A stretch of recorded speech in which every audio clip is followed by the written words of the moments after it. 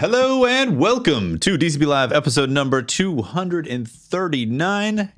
It's so close to 240, guys. So close. What are we doing for 240? It's the opposite of 420. Well, it's not the opposite. It's part of the 420 group. It's part of the ladder. It's in the metaverse. Yeah, it's the metaverse of 420. Yeah, part of the metaverse. I think we should get pineapple pizza. What do you think?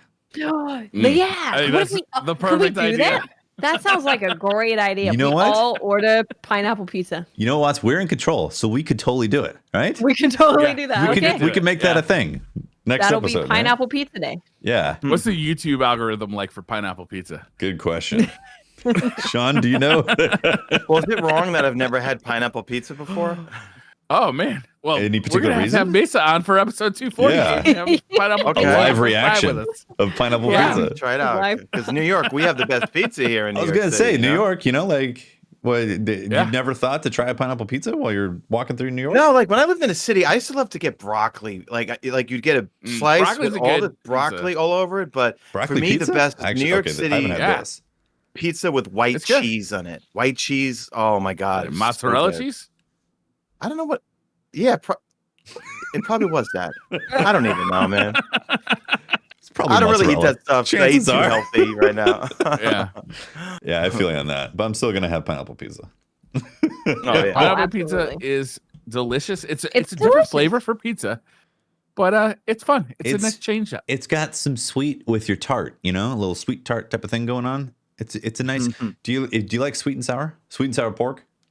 Yeah. You know, it's like it's not exactly that, but it's on the same. You know, It's in the in same the metaverse. it's the same metaverse Like exactly. The two flavors complement each other, right? Like Yeah. there's one appetizer where it's like prosciutto with melon, but you have to Oh, eat yeah. the prosciutto over the melon to Mhm, get that mhm. flavor because they combine. If you just have one or the other, it's like all right, but if you put it on top of the melon, it's like primo. That Exactly. sounds good. And Yeah. that's the I've never pineapple had it, but pizza. it sounds delicious. And now I'm really hungry. good. Yeah. So, ready for some Twitter questions? Maybe we could do a rapid fire. Go get some dinner. Yeah. Wrap it up, guys. Time to go. Well, Sean, welcome back. Oh, guys, thanks for having me back. I love Absolutely, coming on here man. with you guys. Oh, it's always so Yeah. fun. Is that a new guitar that I see in your background? That is the new toy back there. That's the Ooh. I've been looking for that one for a long time. So I've got the limited 1 out of 100 distressed Ooh. version. That's the production custom shop version called the Nice. White Iron Cross. The weird thing though is everyone thought I was lying about this for the longest time because when you see Hetfield playing that one, You It are looked- a known fibber. oh, I am. Yeah, that's true. I always said the white one was thicker than the black one, right? And everyone's like, no, it's the camera angles. The camera angles. Well, I took a tape measure to it. That one is 1 inch and 5/8. The black one I have is slightly thinner than the white one for some strange reason. Oh, interesting. I have no idea why. Yeah, What kind of guitar is it? I'm not. it's that an familiar with ESP James Hetfield from Metallica signature Iron Cross. They call it whatever. Yeah. Nice. Because James is really into cars, so he's putting Mm. iron crosses on his gas tanks of his motorcycle. So his original one, the black one that's all beaten up and marks and dings and on, he was just goofing around as an old brass one that he just bolted it on with things, and it became his main guitar, which is a Gibson Iron Cross. Gibson dropped the ball with making him a SIG because he's a control freak, supposedly. Gibson says otherwise. So ESP Oh, stepped in interesting. and made him their version of a single cut, type of guitar. So Cool. That's cool. Yeah, that's nice. Nice. Nice axe you got in the back. I'm obsessed with guitars. Yeah, it's a serious addiction. It's like How many I'm guitars constantly do on you reverb. Probably 9 or 10 now. But Okay. Oh I think wow. in my lifetime, I've That owned could- over easily close to 100. Because back in the Wow, 2000s, I yeah. used to Wow. buy, sell, buy, sell, buy, sell, because that was when the Metallica SIGs were really hot. So I used to get them off eBay, or I had a Mm. dealer in Japan who spoke, because ESPs are made in Japan. Mhm. I had a dealer who spoke English and would agree to ship these Explorers to me as long as I didn't tell who sold them to me. Because Gibson put a lawsuit on ESP that they couldn't make this body shape called the Explorer, which is used to be James's main, like guitar shape. So I used to get them from Japan and then sell them for a profit and then go buy more of them, ship them in from Japan, sell more of them, and it's kind of back and forth. So this is the Mesa hustle. It was a hustle. And then I stopped playing for 6 years because of my old apartment situation and YouTube. And now that I live in a house, I'm trying to get my chops back. But if I'm not playing for 6 years, the palm muting, Oh yeah, speed for sure. stuff, it's hard for me, 'cause I'm watching all these tutorials and they're just like, you need to go with a metronome and just go, Yeah, down, consistency. up, and play in tempo because you just want to get on and just start jamming, to Master Mhm. Puppets and Justice for All, and it's just I got to say to myself, you're not where you were 6 years ago. Slow it down, Shawnee. Scales are important, man. Practice, Yeah. and consistency, You accuracy. know, in COVID, it seems like every collector market is like absolutely on fire. Is Mhm. the guitar market like that right now, or like prices doubled because of Yes. everybody's Yeah. home and getting The those stimmy Hetfield- checks? That's crazy. The It's James everything. Well, I just know about the Metallica ones. The James Hetfield signatures from the 90s and the 2000s, and the Kirk Hammett ones have just skyrocketed through the roof because now all the Metallica fans who used to buy these in the 90s are all in their 40s, so they've got the money, and most of them are not selling them because they always made them a limited batch of like the JH1, JH2, JH3. They made a limited batch of 100 or 200, and they all came with a certificate hand signed by Hetfield saying that you own number 22 out of 100 and this and that. So if you have the full case, the hang tags, the certificate signed by Hetfield, and the guitar's in mint condition, it's worth like a lot of money compared to when they sold it. You know what I mean? Yeah. Like one in case point I have, it's called the JH2. I remember in 99 it came out. If you were lucky to get it at Musician's Friend, it was $1,500. Now they sell for easily 10,000. Or actually, you know what? I'll give you a Wow. better example. James, can we curse here? Sure. Yes. Okay. James's main first Explorer was called the Eat Fuck Explorer because he had a sticker on it that said EETFUK. And it had middle finger inlays on each of the third, fifth, Oh, that's amazing. seventh, right?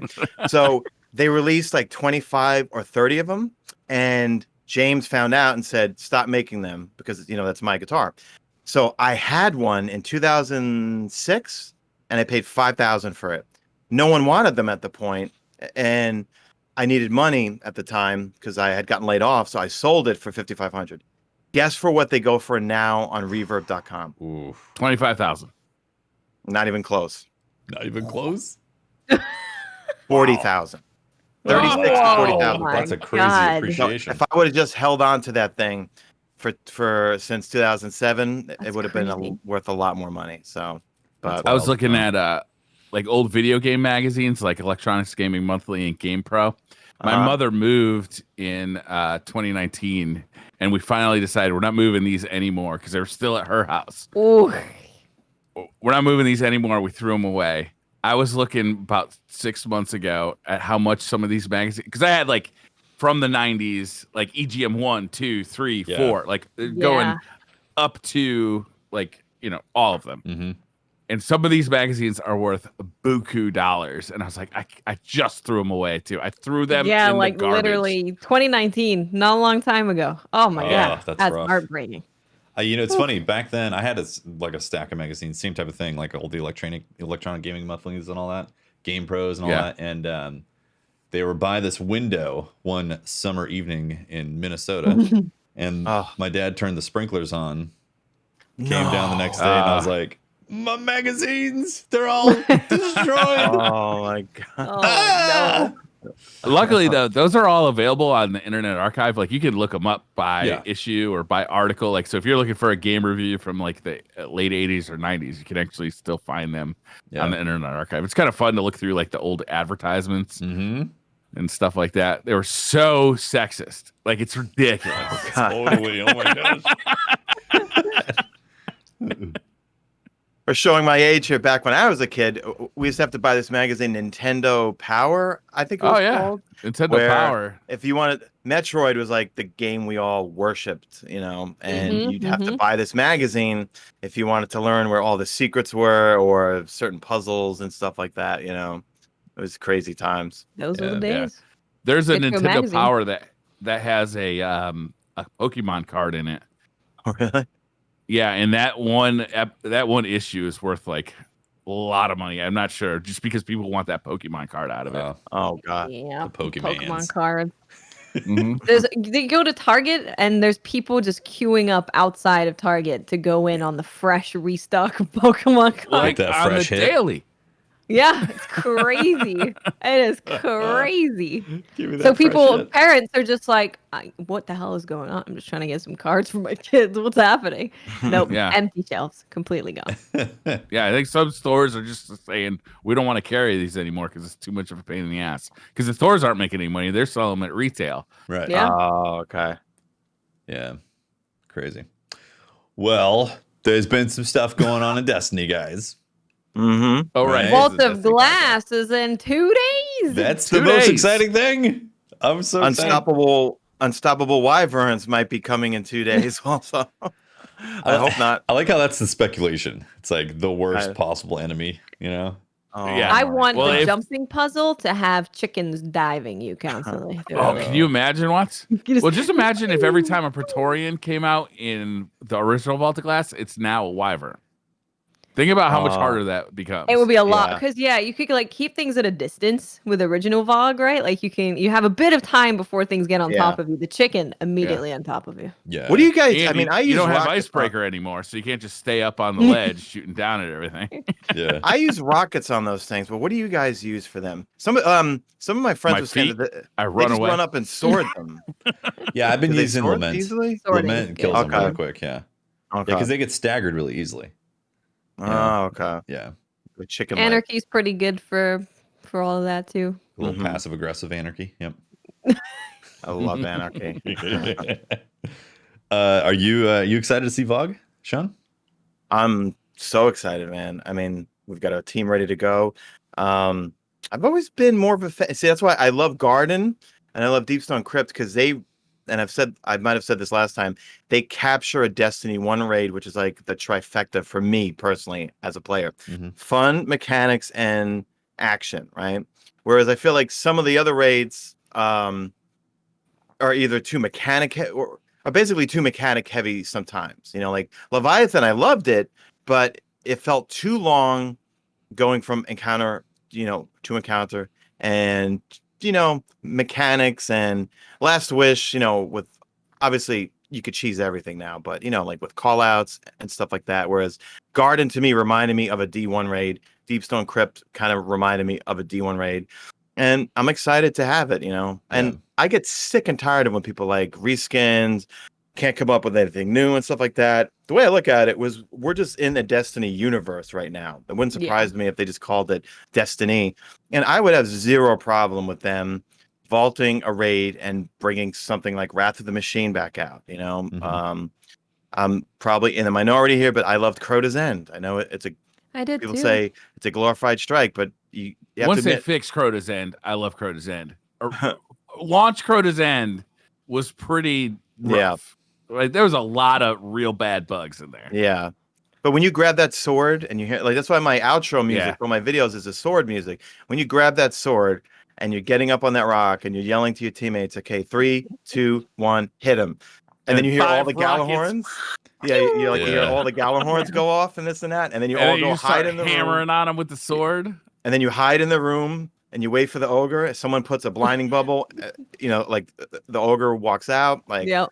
it was a fun raid, But I Wrath liked of the it, That Machine. was I an liked it a lot. awesome example of like one person just getting like a real hero opportunity, Mhm, right? It's like you could absolutely clutch that raid, Yeah. like as a single person. I love Actually, in those multiple events, even in the separate first part where Mhm. like everybody just had to make it to the end through Yep. like the endless wave of thralls. Like one person could just clutch it for your entire raid Yeah. team, Yeah. and that was an awesome feeling to be that guy. Mm-hmm. Yeah, for sure. I remember, just dropping down the Hellmouth, for the first time, not knowing anything and hearing the eerie screams of like the thralls and the noise, and not knowing Oh man, I what to love do. that. And then I remember going down every Tuesday morning to get the first chest to try to get That's right. an exotic out of it. I got remember Fourth Horseman from there. I got the right when Dragon's they Breath came from it. out. I Yep. got No Land I Beyond got from it. Dragon's Breath from it. Mhm. Oh, yeah, No Land, and you got Fourth Horseman. Tons of No Land Behinds Yeah. from it. You think seeing the Vault of Glass is an indication that we're going to see all the Destiny 1 raids come to Destiny 2 eventually? I wouldn't mind if they do it because, like, the raid content that Bungie makes is really good content.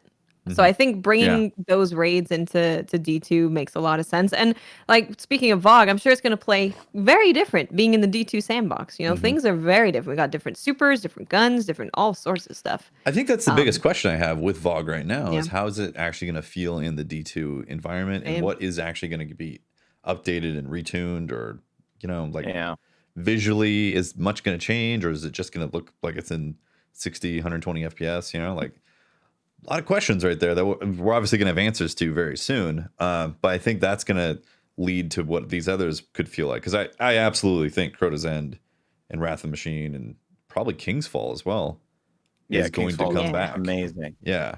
But I feel like also this Vaulted Glass is going to have a lot more replayability than the original one, or even the Age of Triumph one, because now all the weapons have random rolls, right? So you can get your OG version of it. You can get the time loss version of it, which I don't even know what that means. It's just in the database. But then if you look on light.gg, I made a full video on all that, of all the different rolls on all the different weapons. So you could say to yourself, okay, I want the OG roll. Then I want this roll for Fate, for Fatebringer, let's say. I want like 3 different rolls in it. The rocket launcher, which I did not like in Destiny 1, you can get like 3 different versions that have some pretty good rolls on it, So yeah. And it drops from Anthony and the Gatekeeper, as we used to call him Anthony all the time. So Anthony Atheon. Yeah, so I definitely see this more replayability for Vaulted Glass in Destiny 2, I think. Yeah, for sure. I haven't actually looked at the loot that much. So I didn't even realize that it is going to be random rolls on that stuff. Which everything is coming back. Everything is coming back except for Atheon's Epilogue and Praetus Timepiece, the pulse rifle. But everything else is coming back. Isn't the foil not coming back too? Isn't Praetorian foil not coming back also? Oh, that's not coming back too. Yeah. I didn't see that in the database. And a lot of my friends are all wondering, is Vex going to be a quest, or is it going to be like an Eyes of Tomorrow drop situation where it just drops from Atheon, Yeah. And that's the other question, is how much auxiliary content is going to be in the raid with this. Like, is there going to be quest type of stuff? Is there going to be any kind of tie-in? It doesn't appear to be that there's going to be any tie-ins, but we'll see once Saturday comes. Yeah, definitely. Yeah, I think it's exciting. I like that they're doing this. I like that it's a free update too. If you had to pay money for it, that would be questionable for a lot of people, since they've already like, I know there's a lot of people who started in D2, but a lot of veterans would be salty about that. At least I would. Is this the only raid that free-to-play players are going to be able to do? Oh, interesting. Because normally it's like the big September update that drops it, right? And then you need to have the expansion for that, whereas this one is free for everyone. Because they can't play Deepstone Crypt, right? Or Last Wish, right? They still can't play Last Wish. Can they play? Well, they have to own. Need to have Forsaken, right? And Forsaken. I'm so confused at this point of what they have to buy. Yeah, anytime people ask me, like, how does this work? I'm like, it's changed 8 times. I have no idea. Yeah, I know. Yeah, that is one of the problems of Destiny right now. So much. Yeah, it's I can't explain anything. It's so fluid on what content you can or can't play depending on what you own and what you've purchased. Like, it's weird. I don't know any of it because I just buy the season pass whenever you. Exactly. Yeah, same thing. So it just doesn't occur to me what it is. Yeah. I was pretty interested in some of the like IRL loot you can get by completing the Vault of Glass. It's pretty cool. Week. Wow. For one, if you beat the Vault of Glass before May 25th at 9:59 a.m., you'll be able to buy from the Bungie store the Vault of Glass raid ring. The ring. I'm not a ring guy, but that thing's dope. It's pretty dope. Yeah, because and on the inside, it says Guardians choose their fate. Nice. Oh, really? Damn. Yeah. I know a certain person at Bungie that has a watch that has that engraved on the back of it, but I'm not going to say his name. But you should say that. I can't. No, I don't want to get blacklisted, guy. There is but that ring that looks like the relic too, right? Yeah, it does. Wow. It's really cool. I really like that ring. It's really angular, just like the geometry of the Vault of Glass, but also it has those crystals in the middle, like the jewels that look very Vault of Glassy. Like it really has a a hell of a Vault of Glass vibe. I don't know who the jeweler is that designed it, but they did a heck of a job. They did. It's making very it cool. kind of get that vibe of the Vex and Vault of Glass. I'm not like a jewelry wearer, but I think that thing's kind of neat. Yeah. Same. Maybe I'd put it on a necklace. There you go. That'd be cool. Little VoG necklace, yeah.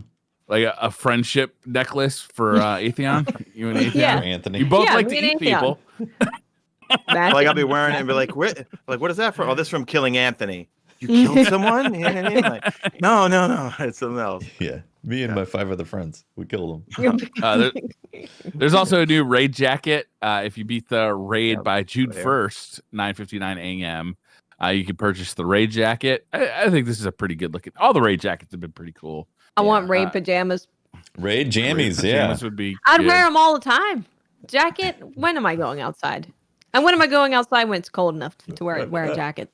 Not often. Pajamas. I'd wear them every day. The rain jacket looks kind of like a rain jacket, right? I was about to say that looks like a rain slicker or something, kind of. You know? Yeah, which we could use in New York. It's got a good look to it, though. It's kind of it's subdued. It's like not immediately like I play a video game. Yeah. True. You can wear that out, and people aren't going to realize that, hey, you actually completed Vault of Glass by June 1st.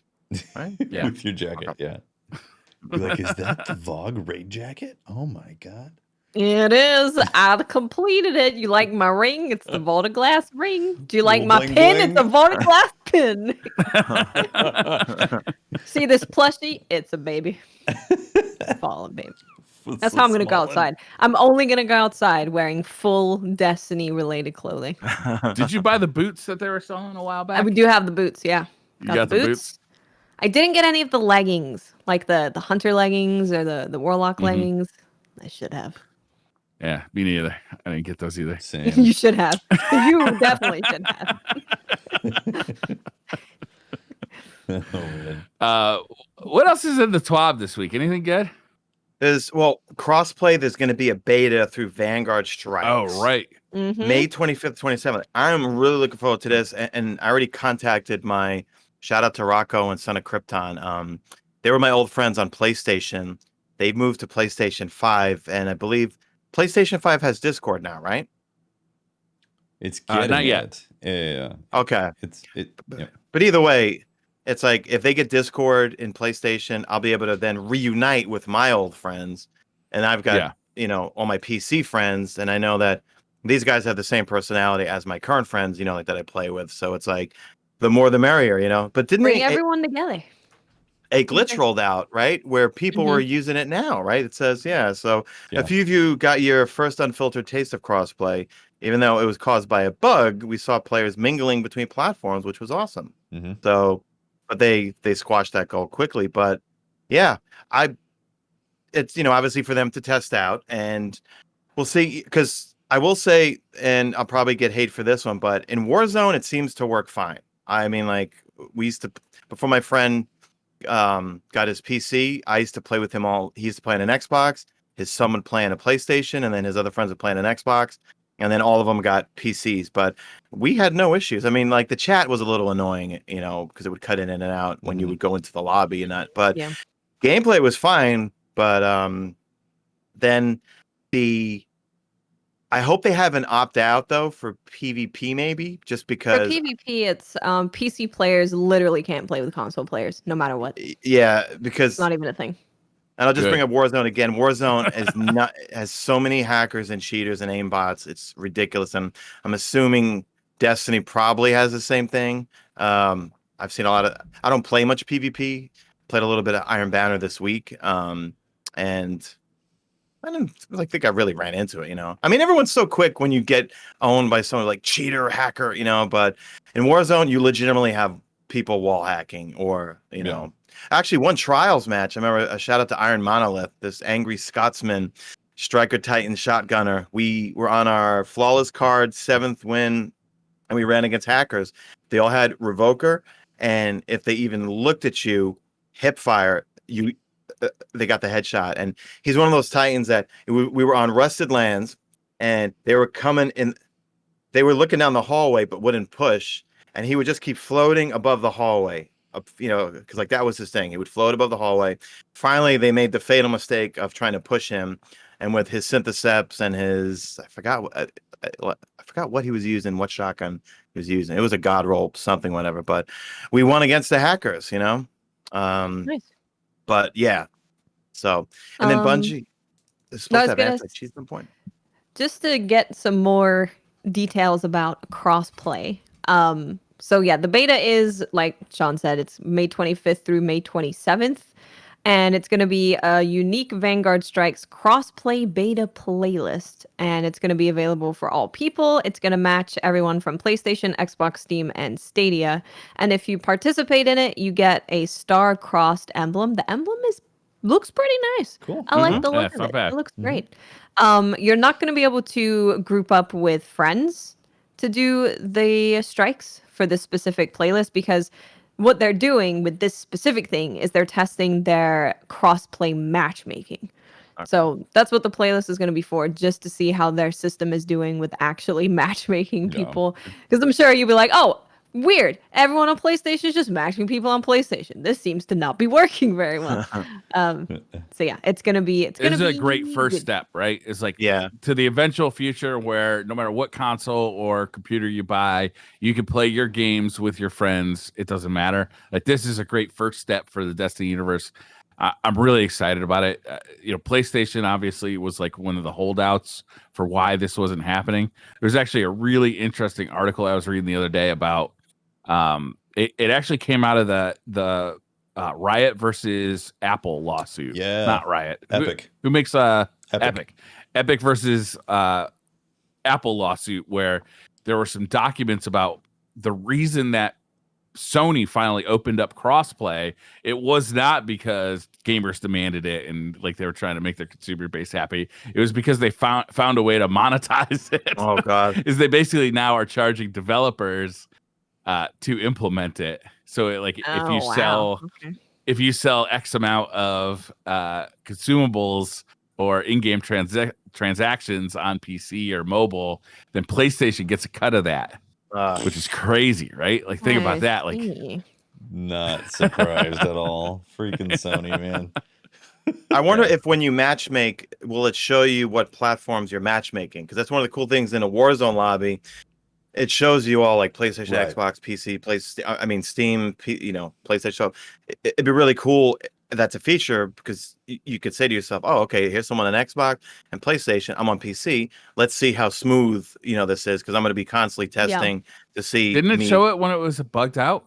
I think they chose it in the roster, right? Yeah. I think you can pull it up in the roster. I would love it to be above people's names as well, but being able to see in the roster is great. You can just pull it up and see who you're playing with, which is nice.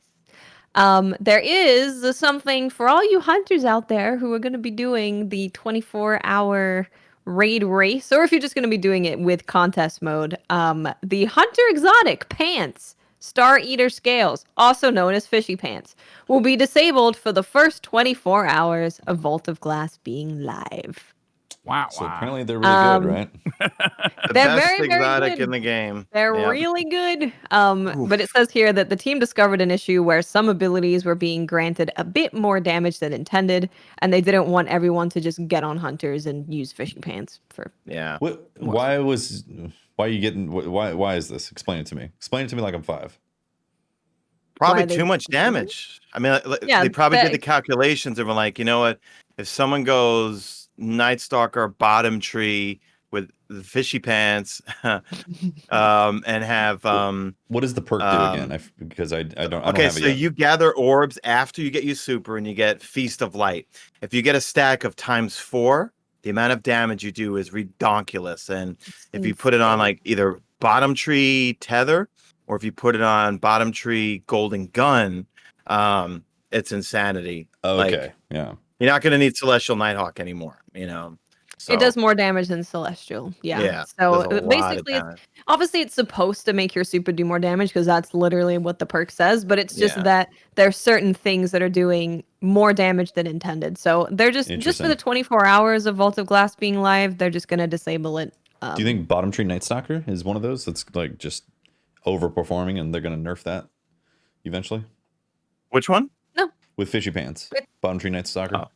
It seems like it's a bug, so I assume they're just going to fix the bug and then Yeah. we'll be good to go. Well, I'm going. Which classes are you guys going? I mean, I'm a Warlock main, so I'm going Warlock healer with the anything new but boots. Warlock. Yeah. There we go. Let me guess. Yeah, I'm try with to all avoid the Titans smell. and one Hunter, right? Warlock with healer with the new boots. But if my my partner is going to be Raven, she's a channel member. She's going to be running Warlock too. If she's running well, I might go Geomags with Chaos Reach for DPS. It just all depends. We don't know if Bungie's going to change the mechanics of everything, you know? Yeah. Because we all got to say to ourselves, you know, because at first we're all saying someone has to be on Divinity, but no. We're already down a person for DPS because you've got a relic holder, right? Yeah. So the relic holder's holding a relic, that leaves 5 people for DPS. Then you take a whatchamacallit, someone using the Divinity, then you only you have 4 people then. You know what I mean? So Yeah. what are you guys running? So we're probably gonna have 4 hunters, 1 warlock, 1 titan, based on our group Who's loadout, gotta which be the is not warlock? bad. Dimitri, Who's getting stuck with that job? he's our resident warlock. What is your hatred of Warlocks? No 'Cause hate. we It's dress okay. so I nice. hate titans more now. It's fine. Don't worry about it. No, it's all copacetic. What can you say? We're good. But I think so. I was gonna do the fishy pants because they're great, but I'm gonna run, I believe, Omnioculus, which is the other newest hunter exotic chess piece, with bottom tree Night Stalker, and run just like a tank build. So it's a really cool build that D Flawless that has actually put a YouTube video about. And it's you run protective light with charged with light, and then you also use the new elemental well mods, where when you pick up a well, you have damage reduction. So you're just getting so much damage reduction. Plus Omnioculus, when you're invisible, you take less damage. So, and your teammates take less damage. So it's going to be That's kind cool. of like a supportive tank build. We'll see how that That's goes. not a bad idea. That's a good Seems idea. fun. That's one thing I remember about Vault of Glass, maybe because I ran it so many times at 29 light. But it was the biggest problem a lot of times was just keeping everybody alive. Yeah. Yeah. So I'll just be lobbing smoke at people as they move out of the smoke, and then I go, God damn it. It's nice to have a bubble titan around though. Hey, that's what Ash is there for, right? Just gonna be Especially when you're bubbling doing the Atheon phase in the middle, bubble in the back. Yeah, always. Everybody jumps into that middle platform. Yep. I can't wait to see it in gonna be Destiny 2. Just seeing it with like the frames and the FOV and just how beautiful 4K, Destiny 60. is as a game now. I'm really excited. I've pretty much moved off of PC for Destiny now, and I'm really? back onto console. Yeah. I find that like I don't find that Destiny, the PC version of Destiny, doesn't seem to run as well as it used to. And with the new consoles, the PS5 and the Xbox Series X, like now that they're up at 4K 60 FPS, like I'm really having a great time playing Destiny again on the couch with a controller. Like I'm having a blast with it. Yeah. Same. I've played the majority. Well, it's actually 50-50 between Steam and the Xbox Series X for Destiny for me right now. It's just so nice having the crossplay where you just load it up, your character's good to go. Like It sure is. fantastic. Yeah. Yeah, it's been good. I'm very excited about VoG. It's gonna be great to see it. You know, It's gonna be really fun. I don't have a particular Plus, loadout. I don't think we ever did Vault of Glass together. No, Really? Oh no, we did. We did every raid. Remember? Bubble Tether Murder. Oh, we did do that, but like back in the day when it was actually first releasing and figuring relevance? it out and all No, of that. definitely not. Yeah. No, we definitely did it. So it's gonna be really exciting. We started doing the podcast during Crota. I remember doing the Crota that's run right. while we were doing a podcast. Like we just casually, the video feed of the podcast was a Crota run. Oh God. And we just casually did Crota while we were podcasting. Yeah, we had I a never concept. mentioned it on the podcast. I think at one point, Holtzman just said, fire rockets. Yes, I remember that. It was I'm a hearing concept that we were in his trying out. voice too. You know what I mean? Yeah. It's like, Yeah. guys, want to fire us some rockets? And then Fire rockets in 3, 2, 1.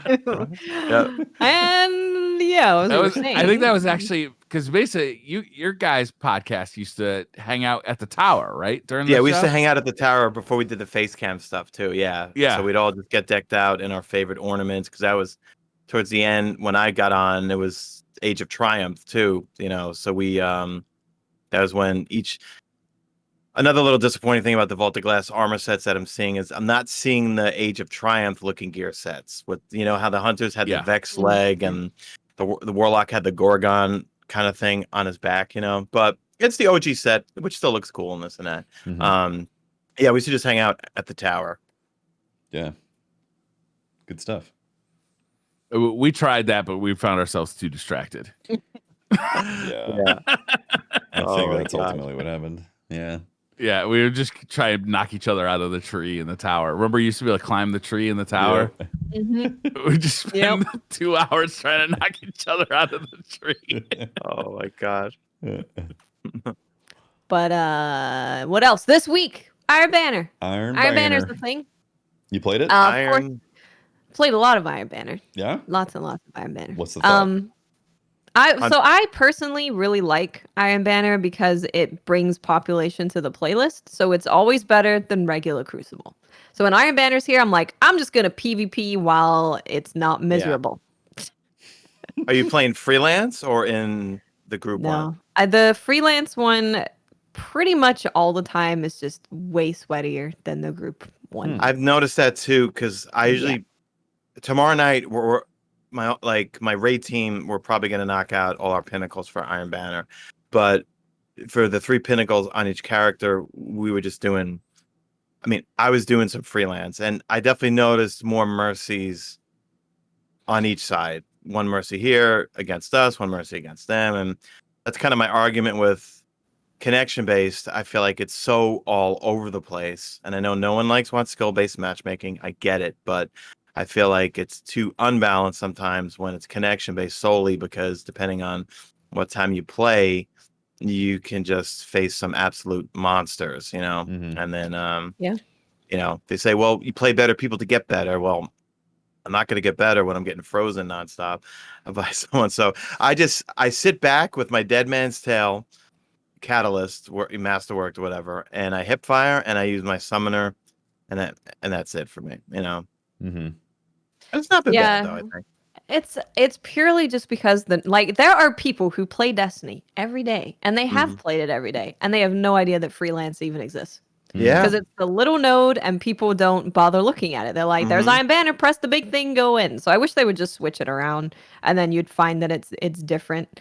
Or it would actually probably just be more well balanced in terms of who's playing freelance and who's playing the teams. Because if you're a team and you press the big button, it will say your fire team is too big for this activity, and then you go, "Oh, I have to go press the other node." Right. But if you're solo, you press the big button. It's like, okay, cool, press the big button, going in. Yeah. Yeah, but Iron Banner this time around is definitely more intriguing because they brought back the sniper and the hand cannon, both of which are really good, actually. The hand cannon is a 140 arc, and it feels great. The sniper, I was kind of worried of if I would like it or not because it's got a lot of zoom. But because of the zoom, it feels really sticky, and it doesn't seem to be as awful to deal with flinch as other high zoom snipers. So I got my first one of that with surplus and opening shot. Ideally, I would want snapshot opening shot, but it just feels it's a good sniper. Nice. And of course, we have the brand new shotgun and machine gun, which is currently there's a bug, so it's a little sucky. But there's currently a bug where those 2 weapons are not dropping from bounties, tokens, or end of match. I was really rewards. hoping they were going to get to patch that by now, but it doesn't look like it's going to happen. It seems like it's not going. What is the name of the machine gun? Because I could have sworn I saw someone using one in a strike. You can still get it from quests. You complete the quest and you can get it. okay. So you can get 3 total. It's just That's you're how not they going to got be able, if you don't get lucky with a roll you want. It's Yeah, gonna be it's bad. such a bummer. I'm of a gonna bug. pop the bounties for the pinnacles. Yeah. But I'll probably save all the tokens for the next Iron Banner. Same. Yeah, might as well because you're not going to get the new stuff. Unless you really want that hand cannon or sniper with a specific role, now is actually a good time to use the tokens because there's less things in the loot pool. But I didn't get a great roll on the shotgun, but I still tried it out and it feels great. Machine gun is a machine gun. With machine guns, I'm like, I don't know, it freaking is a machine gun.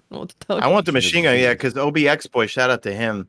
I'm trying to remember. He said he got one with Subsistence and Rampage, and it felt like fun. a 21% delirium, which once I got that, I was so sad when that thing got sunsetted. Yeah. Yeah, That thing, that's a good one. I never took that thing off. I love that thing. Yeah. Yeah, I was really hoping that they were going to fix that bug so people could like turn in tokens and farm that. And Seems like a nasty it seems bug. like you're gonna have to wait a month for the next Iron Banner to possibly get some of that new stuff. I think the next Iron Banner is in about 2 weeks or Oh, is it? something like Oh, that. I didn't realize that. So they're gonna. It seems like from Dylan put out a tweet. I can't remember the exact words, but it sounds like it's not. It's not going to be fixed for this one, but it will be fixed for the next one. I could pull up the. That's if anyone good. has the. I'm looking at the thing. roadmap now. Hold Okay. on, let me pull up the roadmap. Let's see Where are you? when it's back exactly. Okay, Iron Banner is going to be May 22nd, May 25th, June 8th. It says Iron Banner. June Yeah. 8th. So that's Yeah, June 8th. So it's coming up pretty quick. 3 weeks ish. 2 weeks. Yeah, 2 2 Yeah, that's not too far away. That's not bad. That's Not not bad, bad. yeah. I'll just save the Good news tokens. is with all of this with the bugs is that there is the sniper and the hand cannon that have been Mhm. brought back, so there's at least something that you might want to get. Yeah, So yeah, it's not too bad. and they But drop yeah, I post really like game. the new too. weapons. It's good. Yeah. Oh, they I drop like post them. game too, as Yeah. rewards. I did Nice. get a sniper, and I was like, I didn't know this was in the. Yeah. These were dropping. The sniper's nice. Like Yeah. I was like, it doesn't have snapshot. I don't know if I'm gonna like it. I tried it and I was like, oh, this is actually I can snipe a little bit more comfortably with this gun over other snipers with all Nice. the nerfs. Feels good. It's good. Yeah. We also had the new Override, New override. Yeah. Mm-hmm. which is on First Light, the Crucible map. Put it in the Crucible, please. I know. I saw that. And I was like, wait a minute. I Put it missed in the that Crucible. map. Me too. I mean, because remember D1 Alpha? Remember you Yep. can get on your Sparrow. I think there were pikes or tanks too on the Pikes map. and yeah. I remember Yeah, going Pikes into and tanks, yeah. D-Dom, and you were in that little room, Mhm. and then I remember D-Dom sniping was somebody off a tank, being like, Uh-huh. "Oh my god, Yep. the most Dude, amazing thing in the world." Icebreaker on that map was amazing. Yeah, Yep. Yeah. Oh wait, what were those things that you would get in, and you can The little turrets. the turrets they had too on that map too. I forgot about the turrets. about Wow.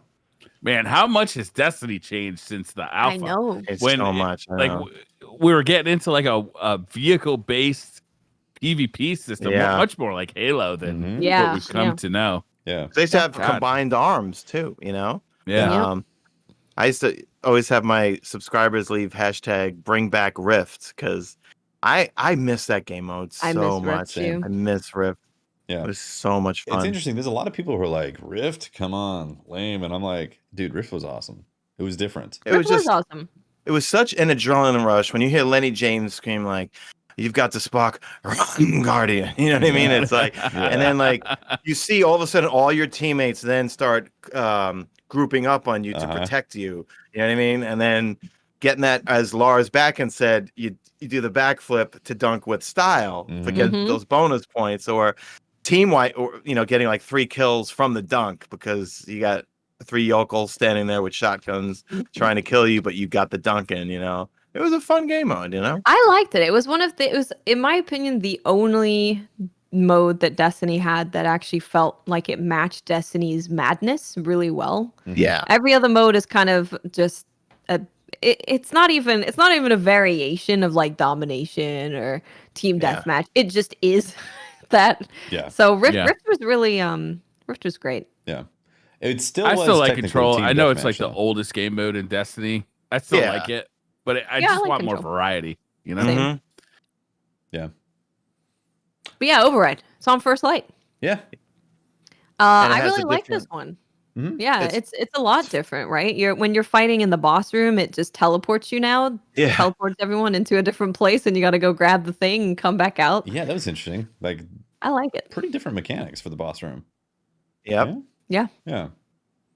Yeah, it's cool. I We like the have override stuff. Wyverns. Yeah. We got a big yellow wyverns this time around.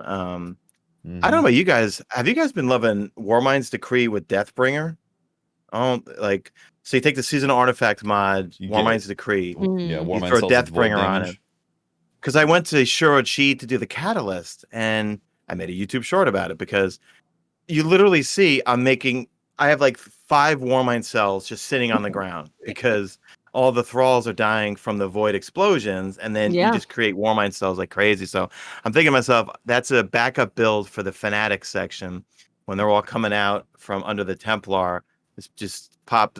I need to get better with learning, the whole when to shoot and when to release to make the void Okay. Yeah. mini Nova bombs go out and land on things, But that thing, yeah.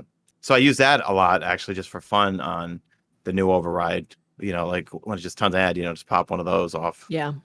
Yeah. Or it's Awesome. void burn in the night in strikes this week. So, oh my god, it deletes bosses. Yeah. It's really good. Have you used it with Fighting Lion? By any chance? For the void damage, splash damage? Graviton Lance does. Also. Oh yeah, interesting. that makes sense. Yeah. Yeah. Of course. Because I remember I was in that one part when you're doing the new version of Omnigul, and you're in the first room, and then if you catch the fallen coming out of the door, all of a sudden you get that chain reaction where the explosion keep going off and off and off. You I start seeing Warmind cells just go flying out, and then the void explosions can actually blow up the Warmind cells too. Nice. So yeah, it's an interesting build for that stuff. I like that they're adding that and expanding it to other flavors. Mm-hmm. Yeah. That's good stuff. What's the go-to Chroma Rush role? What should I be looking for in Chroma Rush? I have a Rampage subsistence one I like a lot. So let me pull up dim. I've got a few that I masterwork, but one thing I will say is that thing must have 100 aim assists or something. What does it say for aim assist? I think for PvE, I'd probably want like heating up and rampage, maybe. Okay. For PvP, I've got tunnel vision kill clip, which is amazing because tunnel vision you have to reload to get the perk to proc. Kill clip you're reloading to get the perk to proc, and then you just have extra aim assist, extra stability, extra everything. It reloads really quick too, right? Destroy it. Yeah, it's really quick. That thing is dirty. Mm-hmm. Yeah, it is absolutely disgusting. Yeah, it feels really. I got killed in Iron Banner quite a bit by people using Chroma Rush for sure. It's really good. I did get a heating up rampage one. Then I've got a subsistence rampage one. I didn't try that. You know what? I just got the heating up rampage one last night, so I'll probably mess around with that one. I think. Interesting. My grid skipper has heating up and frenzy on it. At the moment. Interesting. That's a fun pulse rifle, man. Yeah, it's good. The weapons are really good this season. They are, right? Mm-hmm. Yeah. Grenade launch is pretty good. Scout's good. Shotgun is a slug one, which I'm not very good with, but it's still decent. Mm-hmm. They're the most fun, I think. They're not necessarily the most effective, but somehow they're the most fun because you actually have to aim. Oh. And you can get Dragonfly on it, man. Oh, I have a dream of just going into a group of people in Crucible and hitting a headshot with Dragonfly and just exploding everybody. That would be great. So speaking of Dragonfly, have you guys been farming Hung Jury? I did. No. Yeah.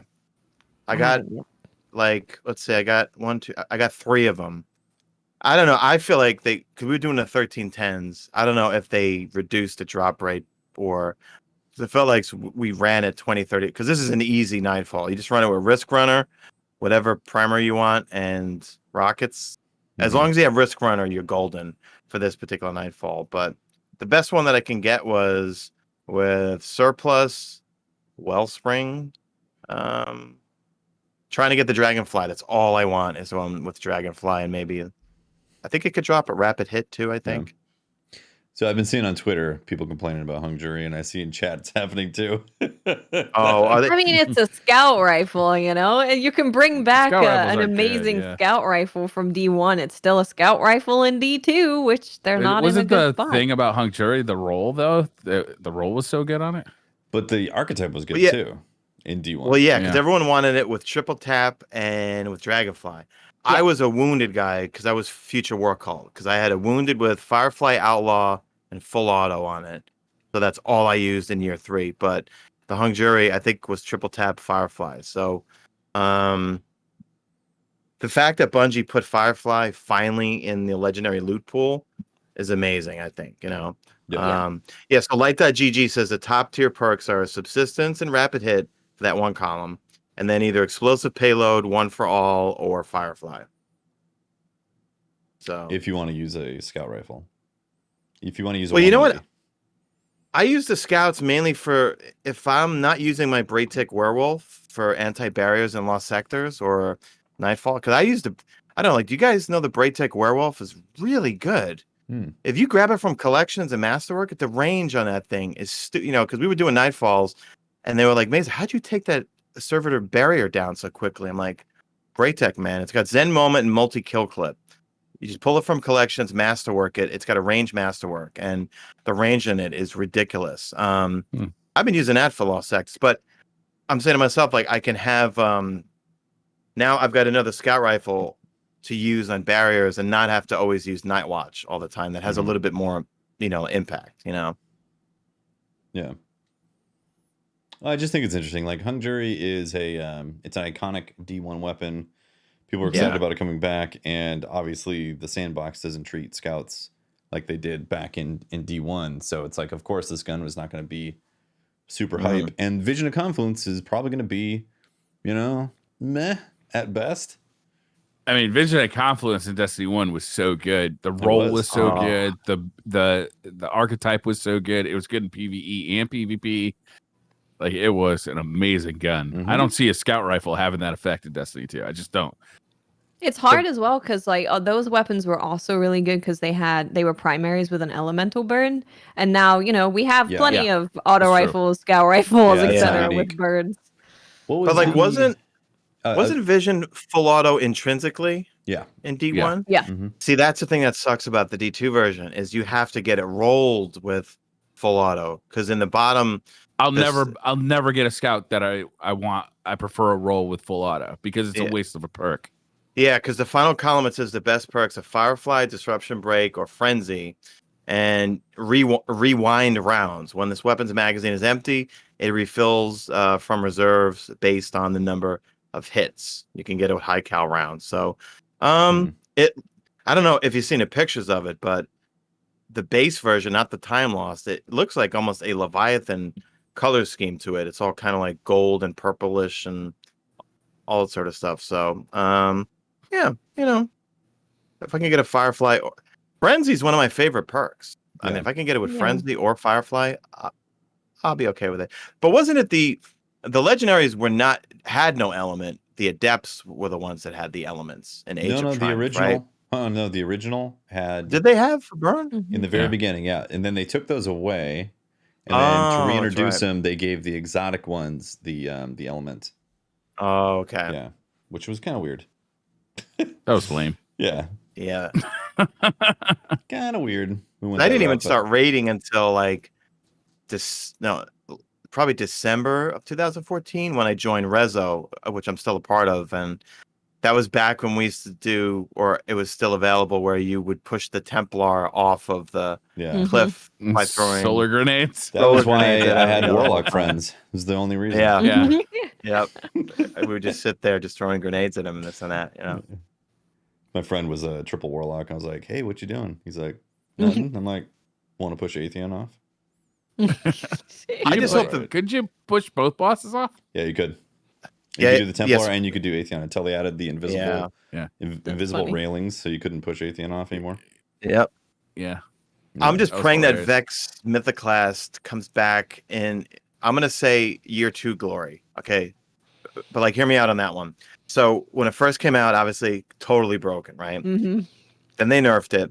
Then I felt like it was great in PvE and PvP. That's all I used to use.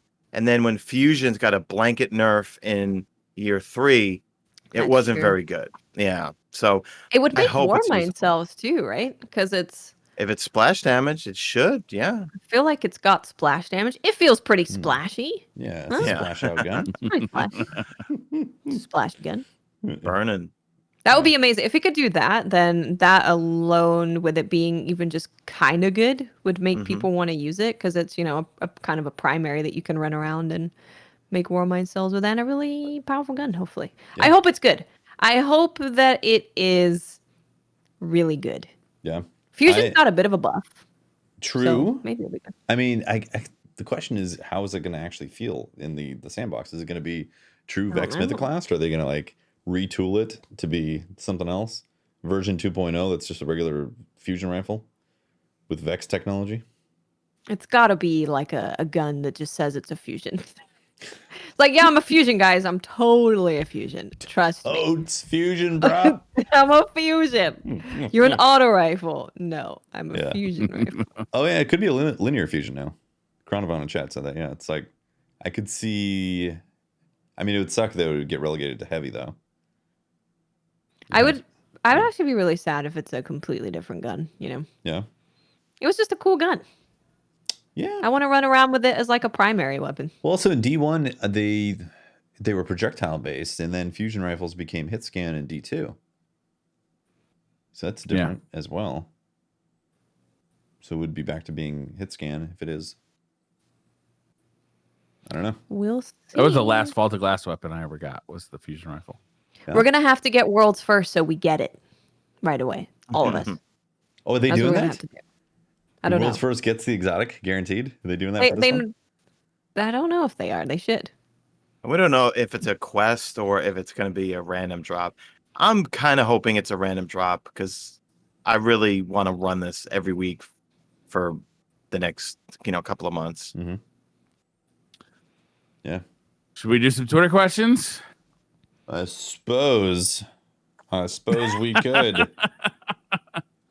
Before we do, should we mention Sure. the Patreon? If you subscribe to our Patreon at patreon.com/DCP, you can listen to the pre-show of DCP where we talk about random bullshit. Yeah. Yes. Yeah, just to clarify, amongst other things. Google DCP Live Patreon, and then you'll get the right link. Because I don't think it's actually, is it /DCP? I don't know. Yeah, I don't think it is /DCP. I thought it was. All right. So just go. Well, Google's your thanks for friend. checking Who knows? Buttercult says, should I leave a made it to the end, hashtag made it to the end during Twitter questions or when this podcast is over? Make it to the end when you come to the end of the podcast, so you listen to the entire podcast. Yes, that makes sense. All right? That'd be Nice. sweet. Bad news. You got like another hour, Butter. Sorry. I Am Stylized says, hey, Mesa, love your work. So COD just released a weapon skin that looks like a guitar. If Bungie made a skin for Outbreak Perfected that looked like a guitar, how much would you play and what guitar should it be? See, I'm a meme at this point because I've got 31,000 kills on my Outbreak Perfected in PvE because you can't pry that from my dead cold hands.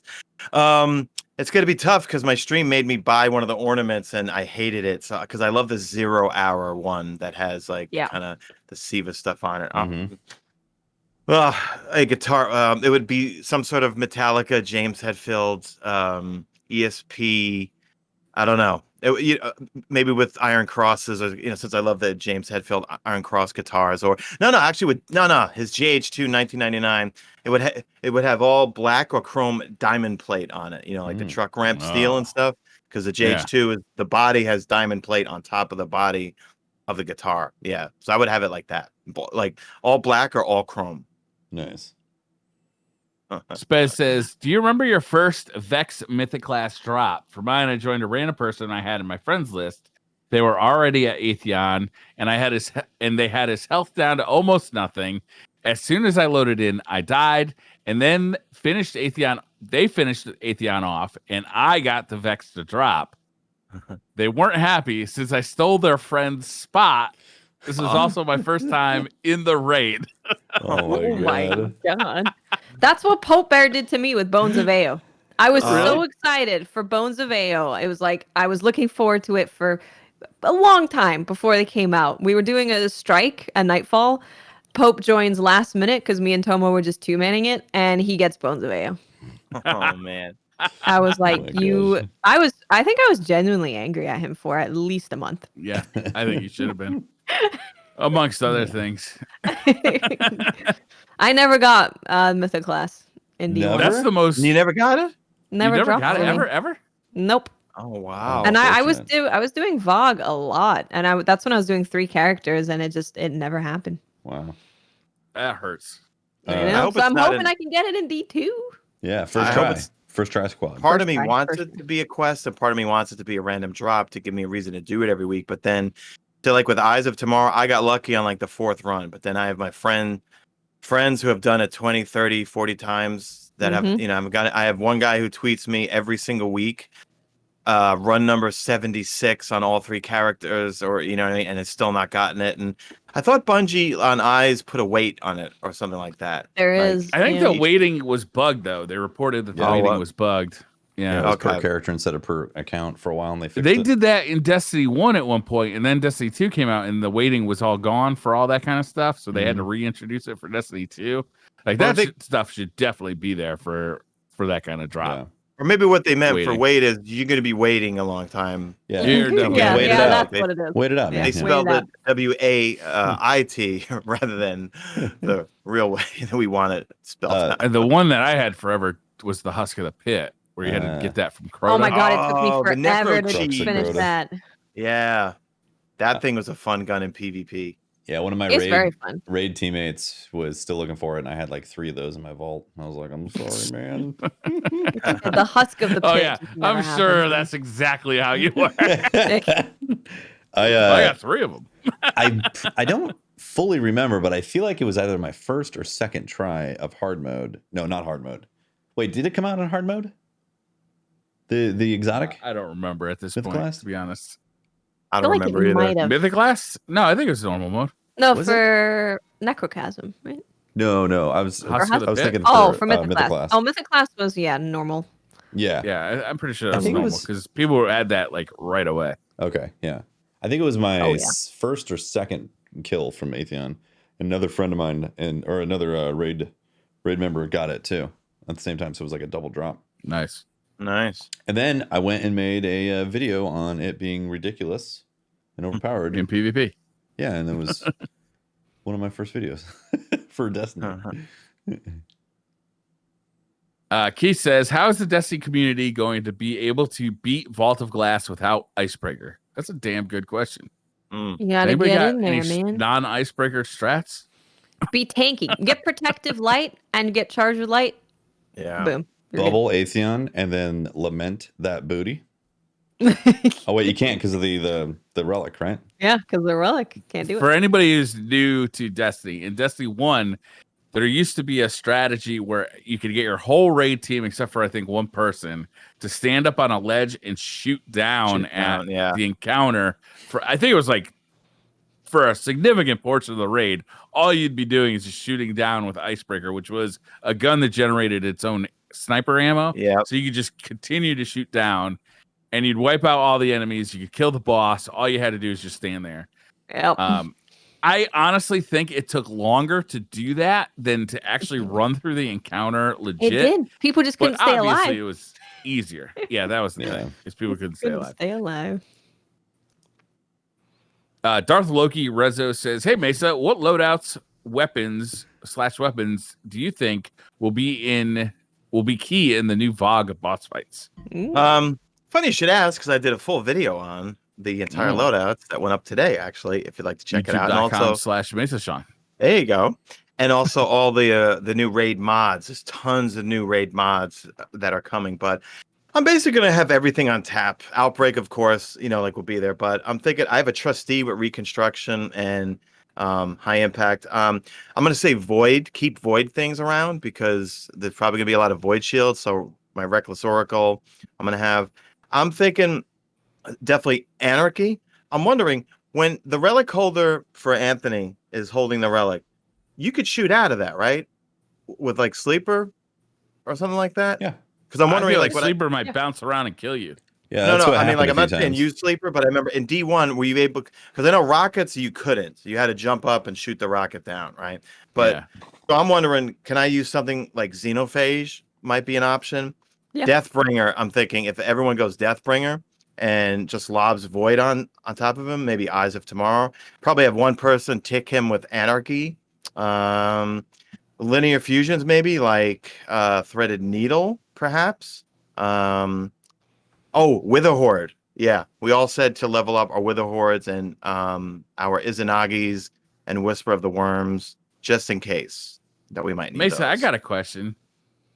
Do you talk to your raid team about the raid before the raid? Yeah, I say, guys, we're having fun. Okay, you know what I mean? Like, this is for because some people take things too seriously. my crew, we're there to have.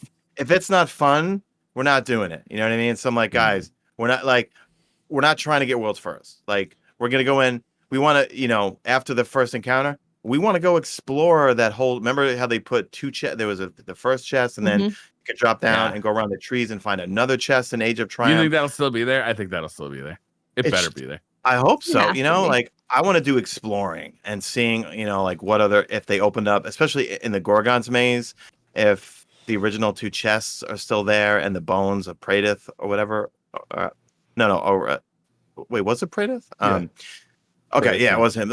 But yeah, I just say, guys, let's just focus on fun. We'll get it done. And if we don't get it done in the first 24 hours after contest mode is off, if we're getting power checked in like the third or fourth encounter, because there's 5 encounters, I believe. Yeah, I hope all the chests are in there. Yeah, and it'd be really cool if they tied something. I hope they're in different spots though. Really? No, that would be interesting. Yeah. I want them to be in the same spots, actually, for me personally. But I want them to tie some sort of hidden quest to that Spirit Bloom chest. Oh gosh, yeah. Be like, if you killed the Templar a certain way, and then you don't open the Spirit Bloom chest, it unlocks a secret quest, and then like it's legit this time around. Didn't they close that off in Age of Triumph, or they closed it off because people would go up there to hide for a little bit sometimes in certain encounters, and I think they sealed it. They sealed the rocks, but then I think they opened it when you finished it. Yeah, I vaguely remember that. Like maybe there was a door that would go up. Oh yeah, it closed away. Yeah. Yeah. VHRP says, will VoG hard mode come out this year? What are you hoping they do with this hard mode? Would adept raid weapons and cosmetics be a good incentive for this? Have they mentioned a hard mode for this? I don't think they're doing a hard mode. There was an interview that said there will be a master version. An interview with someone. Really? I think it was a foreign magazine, and it was translated. It might have been in Japanese, I think. So they weren't talking about the challenges then. They were talking about a separate mode. They said a master version of it. Interesting. And if we look at so then it says July 6th, Solstice of Heroes begins, Vault of Glass difficulty options.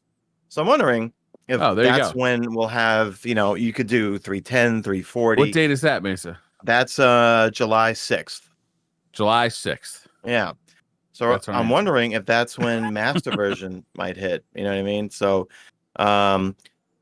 again, it comes back to incentives, If they throw in the ornaments from Age of Triumph, I'm all in. You know what I mean? That's how I want to look. I don't like playing Destiny, but if they put those ornaments in it, I will 100% be doing that, Yeah. So.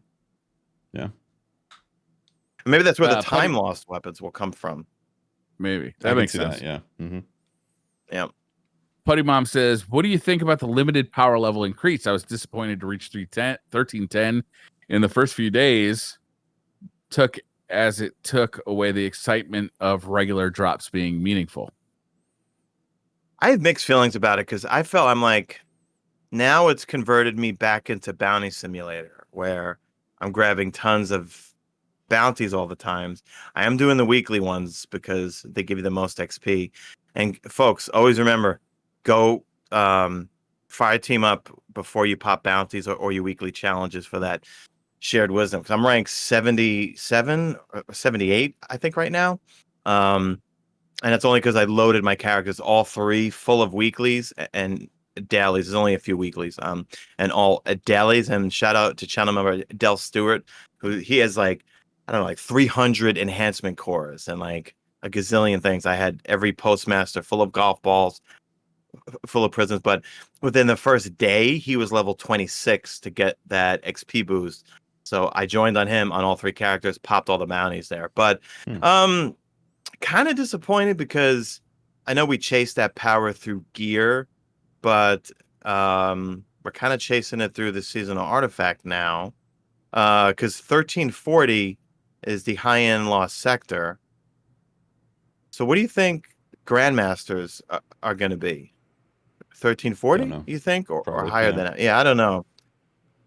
I'm trying to think. I don't even remember what it was for last season. We've talked about this in the podcast several times, and the fatigue from having to climb 40, 50 points of light every season to get to do content, and yes, it does become more of a bounty simulator, or I guess it was a bounty simulator. I don't know. It's fatiguing as it is right now, and right now I don't mind that it's not a big jump to have to climb to it, because I would rather not light level at this point. I think it's a monotonous component of Destiny at this point. It needs something fresh in it. So I'm happy they removed that. That being said, I completely understand if other people were into that. Like, I get that. Yeah. I also don't miss once I hit the current light level, having to drag all my gear up, because all of those builds I had made, I have to drag all that stuff up. I can't. Yeah, I don't miss that stuff. Yeah. Jake Hunter says, "Are you guys worried with the big nerf coming to shotguns? It's going to make grenade launchers and fusions too strong, since all the buffs they've done were to compete with shotguns." Grenade launchers, I'm always concerned about. Same. They're really annoying just in general. So I think the next thing that people would look to use would probably be a grenade launcher, because I feel like it's the second easiest to use after shotguns. I feel like, because you can just shoot it around a corner. You don't even need to see them, and you can kill them. Do a little especially geometry. with stasis. Stasis and grenade launcher is pretty butts. Yeah, right. That shatter. Yeah, that's pretty butts. I don't know. With fusion rifles, maybe, but I feel like if you're shotgunning, a fusion rifle is already a pretty good counter to that. So I don't know. I don't know if they'd feel compelled to go towards fusion rifles. But grenade launchers definitely scares me. Yeah. I don't like playing against grenade launchers. Yeah, those shouldn't be special weapons. They should be heavy weapons. I think it's time for Destiny to take a hard look at the special weapons as a whole. Like, I think they had a knee-jerk reaction to everybody's complaints about Destiny 2 year one, and they created the current system, and I don't think the current system is particularly amazing. I think you ready to go back to double scout, double primary aspire? Double scale. There are certain parts of Destiny 2 year one that I like better than what we currently have. And I think not having grenade launchers as a weapon that you always have ammo for is definitely one of those things. I'm used to being made fun of nonstop with the double primary thing, because all I run is double primaries, and that's why I'm such a horrible sniper now. Because in D1 I was forced to use a sniper, so I always ran my longbow. But in D1 I'm always running Outbreak and Trustee, or Outbreak and Shadow Price, or Outbreak and what else? The only time I put a shotgun on is for Gambit. I'll run Malfeasance with Prophet of Doom. But I've been using submachine guns more. I love the Extraordinary Rendition. Crimson, actually, PSA folks, if you want to stun overloads like that, put on Crimson with overload rounds. Your first burst will stun them just dead in their tracks. Really, really, really good combo. But I'm always going to run double primary. But with all that Outbreak, do you ever miss, Lament? You know what? I never got into Lament because I always felt like I was screwing up the attacks, because I play on PC. So my friends, a bunch of them are mouse and keyboard. So for them, it's just, like for A-tracks, it's like, hit, long press or whatever, something like that. Whereas I feel like on my Scuf controller, I could do it, but just not as quick as them. You know what I mean? Yeah. I was never a big Lament user, because I always felt like whenever I ran up to a champion, he just killed me instantly. You know what I mean? Where I'd rather just. Were you revving the sword? Because if you don't rev the sword, maybe you do get the health back. He'd kill me when I'd rev the sword. That's the thing, But I've been loving this season is Devil's Ruin. Love Devil's Ruin, because 1, Unstoppables, it's amazing for that. 2, yellow bars, that beam just melts them, and anything solar, it's going to take their shield down. So I've been really, folks, if you have Devil's Ruin in your vault, break it out and infuse it, Yeah. Catnip # Black Lives Matter says, "What is the DC crew most looking forward to with VoG? What are you hoping to see that's different from the original?" I've always keep saying that I would love for the Gorgon maze to just be different because it's one that doesn't change gameplay. It just kind of gives you something fresh. And Yeah. I'm looking forward to Bubble Tether murdering. How about the jumping puzzle? It'd be nice if that had a different pattern at least, so you didn't just as soon as you get there know immediately. It'd be fun to watch Tefty try and do it first based off of memory and watch him fall to his death. Like, that'd be with Blink. Like, frankly, the comedy aspect of that would be pretty high for me personally. I'm wondering if it's going to be different. I remember we used to do it a certain way until Pope Bear showed us a way that once you got to this one spot, you just sprint the entire time and you never get spotted. So shout out to you, Pope Bear. Oh, yeah, he's the one that maze? showed me and my friend. Yeah, Yeah. I'm just you know looking what I hate about the Gorgon maze is that one asshole who thought it was hilarious to keep getting seen. Oh, and yeah. Causing a wipe. That one asshole who just do it over and over. He's Pope Bear. He's laughing his ass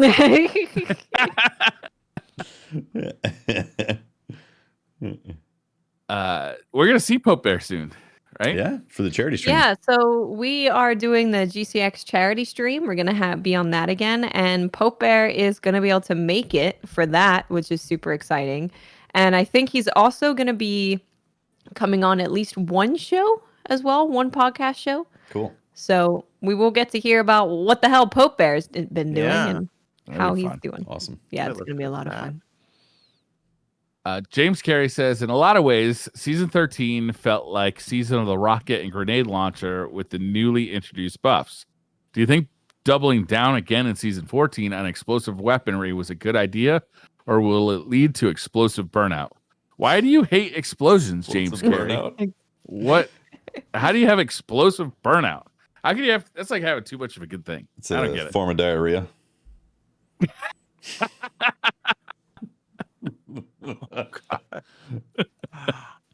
I think explosions are fun. They are fun. I don't personally mind it. However, I fun. didn't play a lot of last season. So Yeah, last season Liam too. Yeah, same thing with me. I played it really hard the first few weeks and then kind of tapped out. Liam John says, favorite D1 exotics? I miss the Zalo Supercell. Ooh, that's all I used for PvP in year 3. I used to just hose people down with it. That was a good weapon. Favorite exotic. I have to pull up Dim for that. I mean, are we counting adept weapons? Exotics. But the exotic, well, thing is, the adept weapons were considered exotics. they were kind of like honorary exotics. Okay. All right. So for me, I would say, looking at it, when the meta was pulse rifles, Red Death, because it looked cool, it sounded cool, and it was cool. And Had cool PvE. lore. It had cool lore. It was cool in PvE and in PvP. Drugs Promise. Oh, Yeah, that Greg's was a really good one. Promise. They'll never I bring remember me that back. thing. It's never happening. I feel like the obvious is Icebreaker. Yeah. Icebreaker was a good one. I do really miss Thunderlord. that. I remember getting Thunderlord right off the bat. It was my first one. And just being like, holy shit, this thing is crazy. Justin Brown says, DCP is mostly solo player. What is the deal with people almost never getting the revive or people not paying attention to the score in Nightfall? Please help. Justin, it sounds like you need some friends, bro. It sounds people looking at things besides what's immediately in front of them is something that a lot of people struggle with. If you play any PvP game, looking at the map, looking at radars, looking at other information, people just don't do very well. They're focusing on what they're doing, and that is the thing that they're doing. So yeah, you're describing things that definitely happen when you join up into a fire team like randos, but like I would put a little effort out there to try and get into a clan who's recruiting, or put yourself out there to find a couple of friends. And you'll find that those issues will go away very quickly. And I think Destiny is way more fun with a couple of friends, especially like strikes and nightfalls. It's a social game. Like the game is geared towards you playing with other players. So like the game actively encourages you See, okay, listen.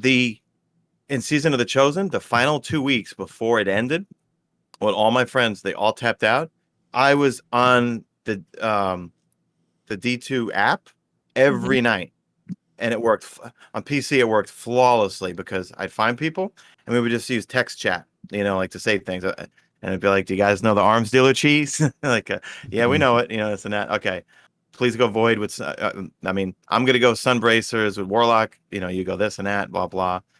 Or someone's like, like forget the cheese. Let's just melt them. Go Geomags. I'll go Titan with the Superman thing, which I can never get that thing right. Every time I try to launch it, it feels like, especially with the 105, like field of view, because I know you're supposed to, like, with the new exotic, the longer you fly, right, the more damage it does, right? Mm-hmm.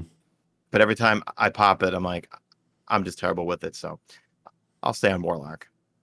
I'll be honest too. My goal when playing solo queued content is to burn through it as fast as possible. Like, I am sprinting from the start of a strike to the end of a strike. I'm not worrying about revives. I'm My getting mom on my doesn't Sparrow. like those kind of people, Brian.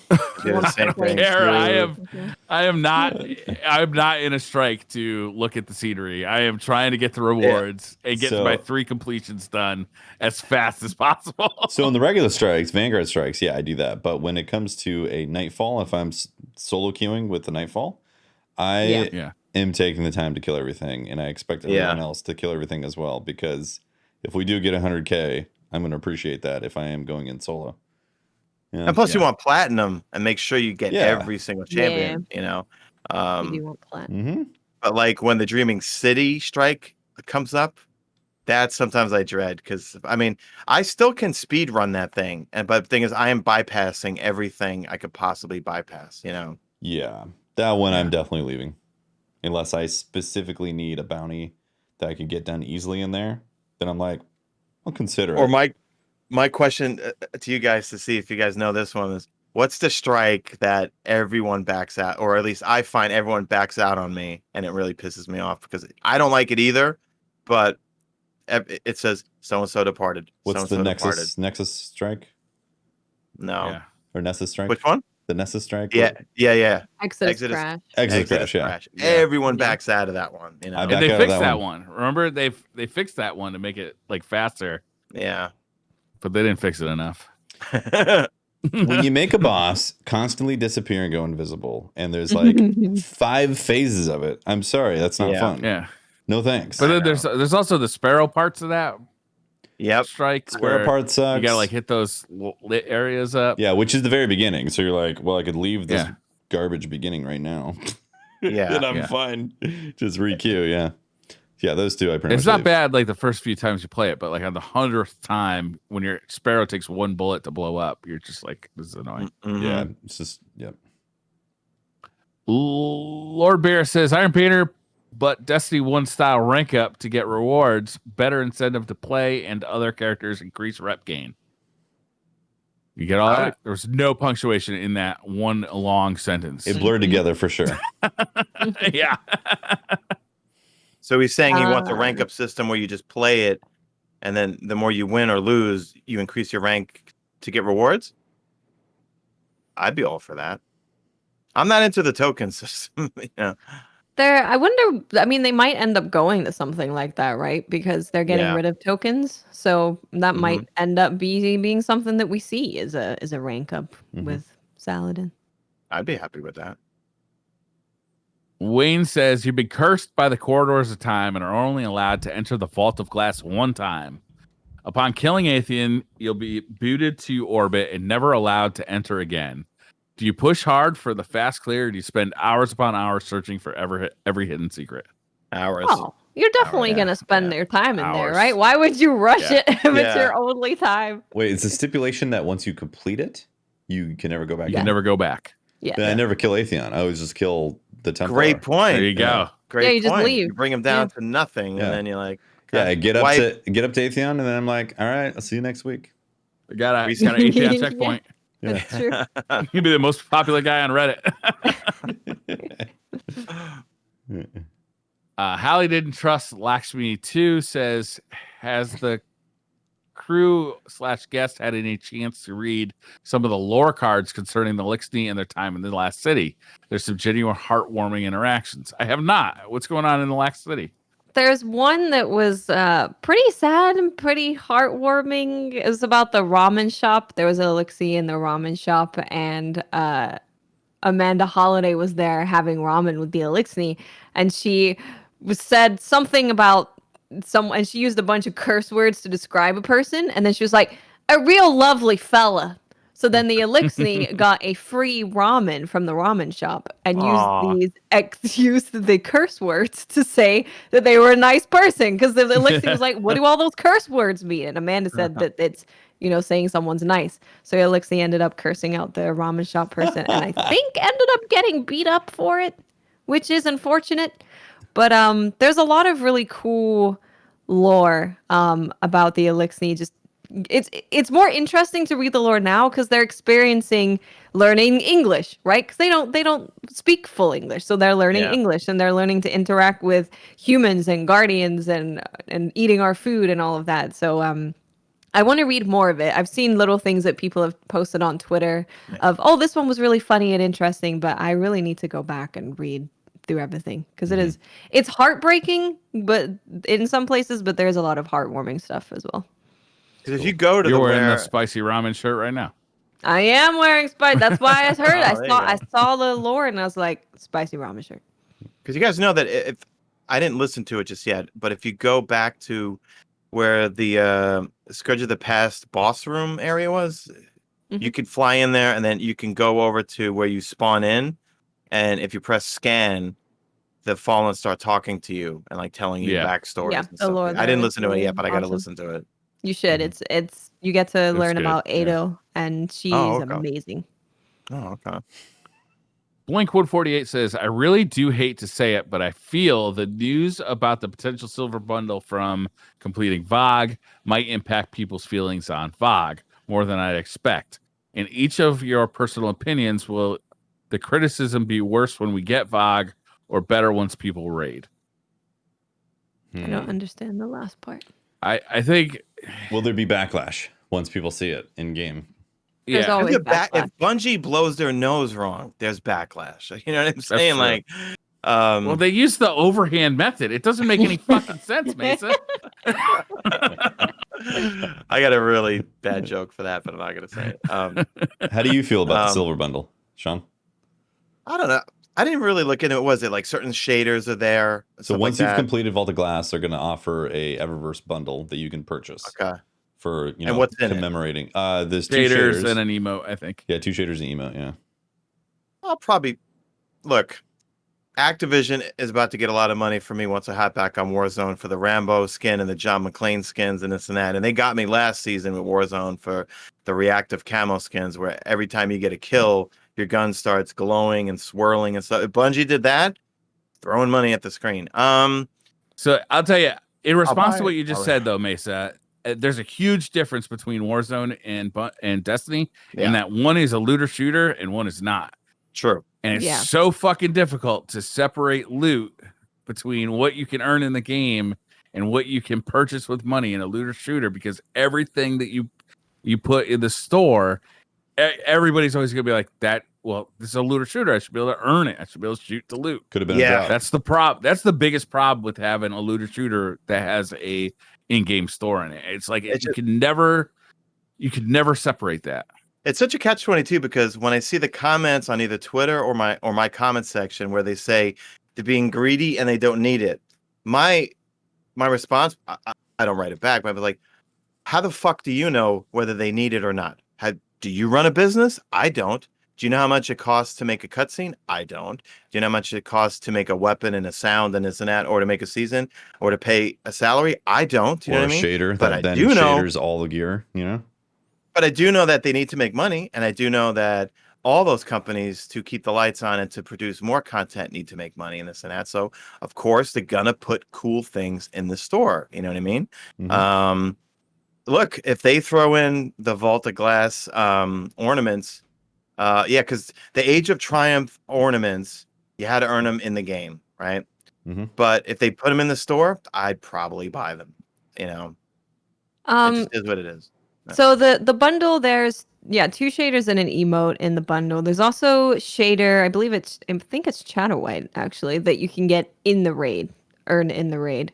Bit of Pearl, I think, is the new name for it. Oh, is that the new name? Mm-hmm. Yeah. So there's a shader you earn, and then there's 2 shaders and an emote in the bundle. I do not like them putting things that are based on an activity or raid or whatever in Eververse in general. That's why I was really happy when they said, okay, we hear you, we're not going to do this again. I'm like, okay, cool. You give me the tennis ball ghost, that's fun. I'll pay for that. Yeah. That's totally okay. But when it's something from a raid, we look at the raid, the Callus raids, where you would hunt for that emote. Everyone wanted to hunt for that emote. I would like to see that in game. I don't like that they're having a bundle in there. I get that maybe their thinking is different, a little bit different, that this raid is free. Like, you can load up free Destiny and you can play the raid, but I still don't like that they do that. I would prefer that they put things that are based on Iron Banner, based on the raid in the game to earn. And then, if you want to sell something else, that's totally fine. I'll buy it. I buy a bunch of Eververse stuff. Yeah. Mm-hmm. Yeah, if Rambo came to Destiny 2. I'd buy that. I'd buy that. I would buy that. John McClane. Rambo skin. Be like, that's a no-brainer. Of course I'm going to spend $10 on that. They said the John McClane from Die The Hard. animation where he tightens his. Yep. Well, they said it comes, the pack comes with a finisher where he grabs you from behind and like does a knife thing. The Die Hard John McClane one, like, it gives you the AUG submachine gun like skin that looks like the one from Die Hard, and like, it looks really cool. Yeah. Mortal Kombat has that right now too. They have RoboCop, Rambo, and the Terminator in it, which I think is hilarious. Oh, I just want to. Oh, wait a playable second. Characters. So wait, if you buy Rambo, is it Sly doing the voice acting, or is it someone imitating Stallone? 100%. I have no idea, but 100%. I don't think so. Because I want to hear. Not imagine. I mean, even if they do a good impression of him, I would buy it. Like, just to hear Stallone. Because whatever operator you buy or use, they all have different voices. You know what I mean? Because I think even Morla, who does Eris Morn, she did a few characters for Black Ops 3, I think, also. So each operator has a voice actor, so like they got to have, and like they make different, things like, shit, I'm getting hit or something like that, or, spot it over there, like I could picture, like them trying to do a Stallone. So I can't do a Stallone Obi in impression. chat said that Sly was in Mortal Kombat, so it's quite possible that he's in Warzone as well. Oh, wow. Okay. Mm-hmm. Yeah, I think it just depends on the actor and what they're willing, if they're up for it or not. Garrett McCauley says, excluding the resource collection and cost of transmog, what additions would y'all like to see?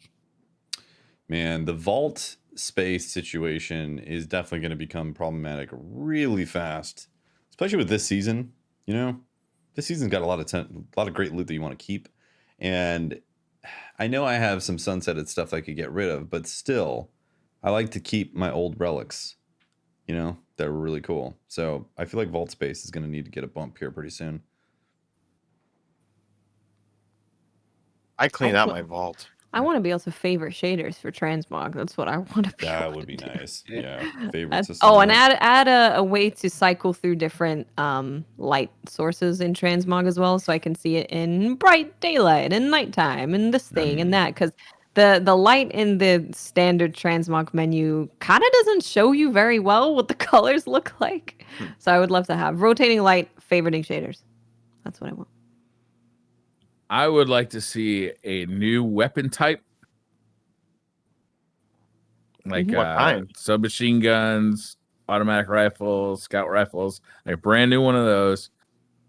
And in addition to that, I'd like to see a new enemy race, like a whole new set. Damn, you just want because I'm getting sick of shooting the same old fuckers. I'm just Destiny 3, man. I'm with Briar. I've been dying to see what the baddies from the pyramid ships look like, and if it comes to a crescendo where they don't look like anything and it's just a mysterious spirit, whatever is under those veils or whatever, I finally want to see what they look like. That's what I'm if there's just. spirit taking the form of these other enemies that we've already been fighting. Well, I mean, like when the ships were coming, Like the Taken. Yeah. With Season of Arrivals, when all the ships were here, I was like, oh, we finally get to see these things. And no, it's just they're here and they're influencing everything, but you don't get to see them. And we probably won't get to see them until Lightfall, I'm imagining, But we'll see. Yeah. Liam says, do you think from a lore perspective that stasis is meant to be toxic and annoying? It seems to be a test to see which guardians are corrupted by darkness, as showed in lore entries for the new Trials gear. Wow. This is a test, Guardians, and you're all fucking it up. That's pretty appropriate. Makes sense to me. Yeah. I usually only I mean I'm typically a Night Stalker. Almost Same. all the time. Yeah. Well, I will say this Iron Banner. There was a quest step where you had to get melee kills, and shurikens didn't count. Throwing knife didn't count. None of that counted. So I was like, okay, I'm gonna do top tree arc strider because that's the one where you dodge. It gives you a longer range melee. And I was really enjoying playing that class now. It's now one that I've just been stuck on since doing the quest. Because people rush you kill them with the melee, and you get your health back, and you get your dodge back, so you can just keep doing it over and over again to people. Nice, It's yeah. hilarious. It's a lot of fun. Try it out. I'm a Blink I will. Warlock, so for me, I can't live without Blink because that gets me out of so many bad situations. So I'm always going to run Void, and then I'm always constantly using Devour to give me my health back, like when I dip around a corner. Will Scott says, what NPC would best narrate a day in your life? James Remar from the guy from New Monarchy. He played Dexter's dad. He was in the Warriors. What else? Executor Hideo. Yes, I like him. I think I'd like Lakshmi to narrate. Great. She can Here get all goes pissed off. Catherine. She will judge you all day. But then Pure she'll judgment. get pissed off every now and then and like start cussing like she does in The Expanse. I want Shax to do it because it sounds so exciting. Yeah, I love Lenny James. We could have Banshee like, keep that thing oiled, Cardin.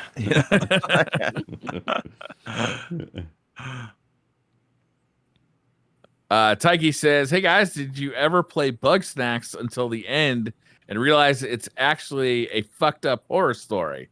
Also, the moral of its story would be quite fitting to save Briar from unhealthy appetites. Play Bug Snacks, save Briar. I never played Bug Snacks. I watched. You never played it at all? But I didn't play it at all. No. Yeah. It was just really bad timing for it coming out.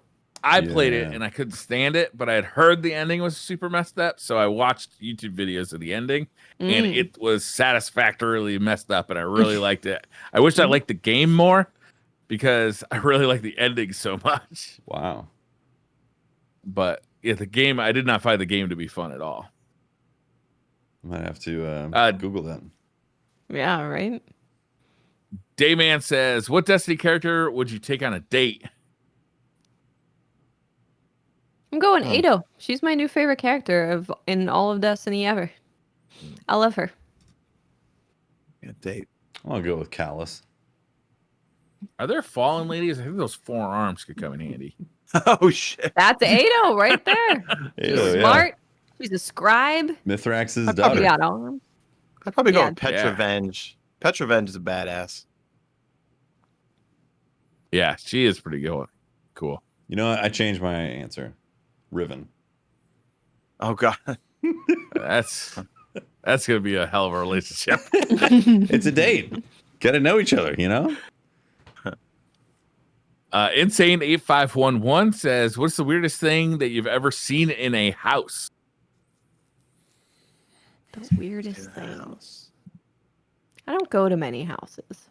The house I live in now has these 2 weird things in the middle of nowhere, and then you flip them open and there's nothing there. But supposedly the house is so old, it used to be an ironing thing, right? Oh. So like a piece of wood would come out, and you would put a cloth over it, and you would iron something.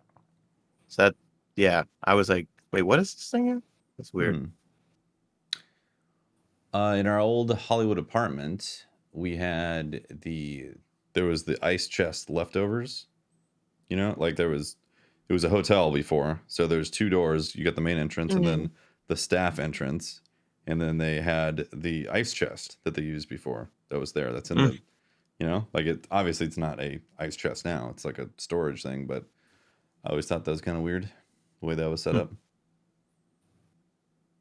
I don't think I have anything that's weird. When I was in Pennsylvania for Thanksgiving, I think this was 2019.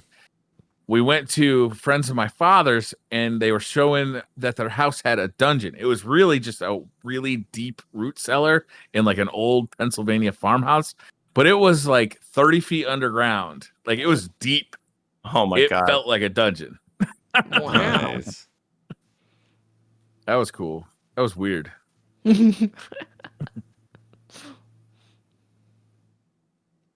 Pico says, hope you're all doing great. What is an appropriate non-dairy substitute for milk when eating cereal? A college roommate of mine would eat theirs with OJ when the milk had spoiled. That's fucking disgusting. I hope you don't hang out with that person anymore. So acidic and tart. That person is filled with bad decisions. Yeah, there's so much sugar in it too. Yeah. Oat milk. Just oat milk. There you go. Boom. Dude, almond milk, I think would work. Almond milk is good. Oat milk. Every day I have these overnight oats where like I just take 2 servings of oatmeal, I put 2 Splendas in it, and I put almond milk, and it's like supposedly like half the calories of skim milk or whatever it is in that.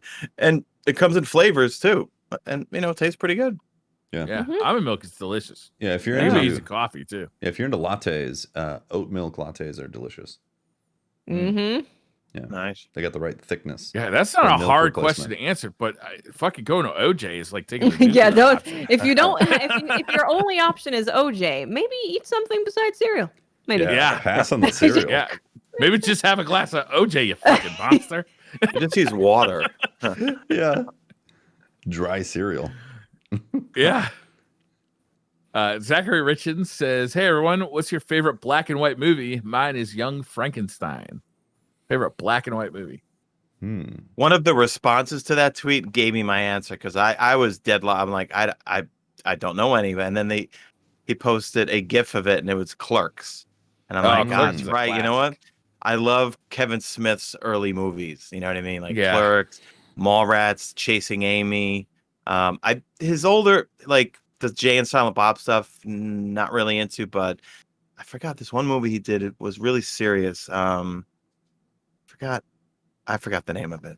Is that Red horror movie Red with State. the- Red State. Yeah, that movie was messed up. When they told me that he directed it, I was like, wait, that Kevin Smith did that movie? Because that was a deep movie and like scary and this and that. But yeah, his first few flicks were really, really good. Yeah, Clerks was real good. I don't have a favorite. Of the black and white time, movie. I don't know if it would hold up now though. It was kind of of the time. Yeah, it was. I mean, like like all those movies are '90s based. Ben Affleck, and he always used the same characters or the same. Like his producer, his first movie he made with a credit card for $26,000. Him and his friends all got credit cards together, made that, and that Quick Stop supposedly is still there. And yeah. Anybody else got one? I don't have Watch one. Castlevania on Netflix. It's not black and white, but it's fucking awesome. Goku 1144 says, if everyone on the show tonight was a milkshake flavor, what flavor would you be? It has to be an actual flavor. Now, Tefty would be blueberry. Whoa. Because he's a cop. I'm taking toffee. I'm claiming toffee flavor. I would go strawberry just because I love strawberry protein shakes after the gym. I would go I'm with the feeling Shamrock Shake. A Shamrock Shake? Oh, wait. There was a restaurant in Woodinville in Washington that had boozy milkshakes. And I can't remember what was in it. It was like it was kind of like a mint chocolate peppermint like boozy milkshake. That was delicious. I changed my answer. I want to be that. Boozy milkshake. Just boozy milkshake. Whatever's in it, some kind of boozy milkshake. Or bougie milkshake. I don't care which one. A boozy milkshake. That should be the name. That's probably the name of a milkshake somewhere. Wilvin says, "You guys afraid of ghosts in real life? I mean, No. I've stayed in like haunted houses where stuff is Really? going on. Yeah. Yep. I just wanted to talk to them, make sure they're okay, see if they need any assistance, maybe some snacks. We had a ghost dog I living in a house one time. don't believe in ghosts. Really? Mm. I do. I Tell don't us. believe I in need ghosts. to. I need to know I've the never ghost dog seen story. any evidence that there's ghosts at all. Like none. But first evidence of an actual ghost in my life, I would scream and run so fast. Yeah. But currently, no, I'm not scared. This house that we lived in, there was definitely like a ghost dog and potentially like a ghost person that was chilling there. My sister heard a party coming out of a closet one time, just randomly, and it sounded like from the party. it sounded like it was from the 1930s. The house had been Like clinking demolished. glasses and all that. Yeah, like an actual party going on. The house had been demolished from a tornado in like 1925, 1930, somewhere around there. But like this ghost dog, like I'd be sleeping and I'd feel something jump on the bed, and I'd reach down, I'd feel a depression, but nothing's there. Wow. Yeah, and That's creepy. my cat would freak out every time the ghost dog would come into the room because it'd be chilling. Yeah, if the cats are freaking out, something funky's happening. The cat would be chilling. I'd That's be watching not TV. the evidence that my cats would. My cats just randomly freak the fuck out. Well, there was a couple times where the cat, his name was Casey, cat would literally start hissing and freaking out, looking at one spot on the bed, and then it would like run out of the room, and I'd be like, "What the hell's going on?" Yeah, didn't scare me. Yeah, though. my cats they only hiss if it's like they're pissed at something. Mhm. They don't just randomly hiss at things. So that would be like, all right, there's a ghost. Okay, thanks for letting me know. Yeah. If it's a ghost puppy, I'm gonna pet it. Muttbeard says, "Who was someone you looked up to when you were growing up?" Sporty Spice. Same. She was she was a badass, There weren't that many. I feel like there weren't that many badass lady pop stars back then. They were all a very specific type of pop star. She was out there doing backflips and wearing jogger pants. Yeah. You grew up in Britain, right? The UK? I was a mixture between US and UK. Yeah, and they were from the UK, so. Yeah, during Spice Girl prime Spice time, World. I was over there. During So tell me what you want, what you really, really want. Can Tell we me what you start want, what you calling really Britain want. Spice World from now on? Can that Yeah, be a thing? I'm going to visit Spice World this summer. It's gonna be great.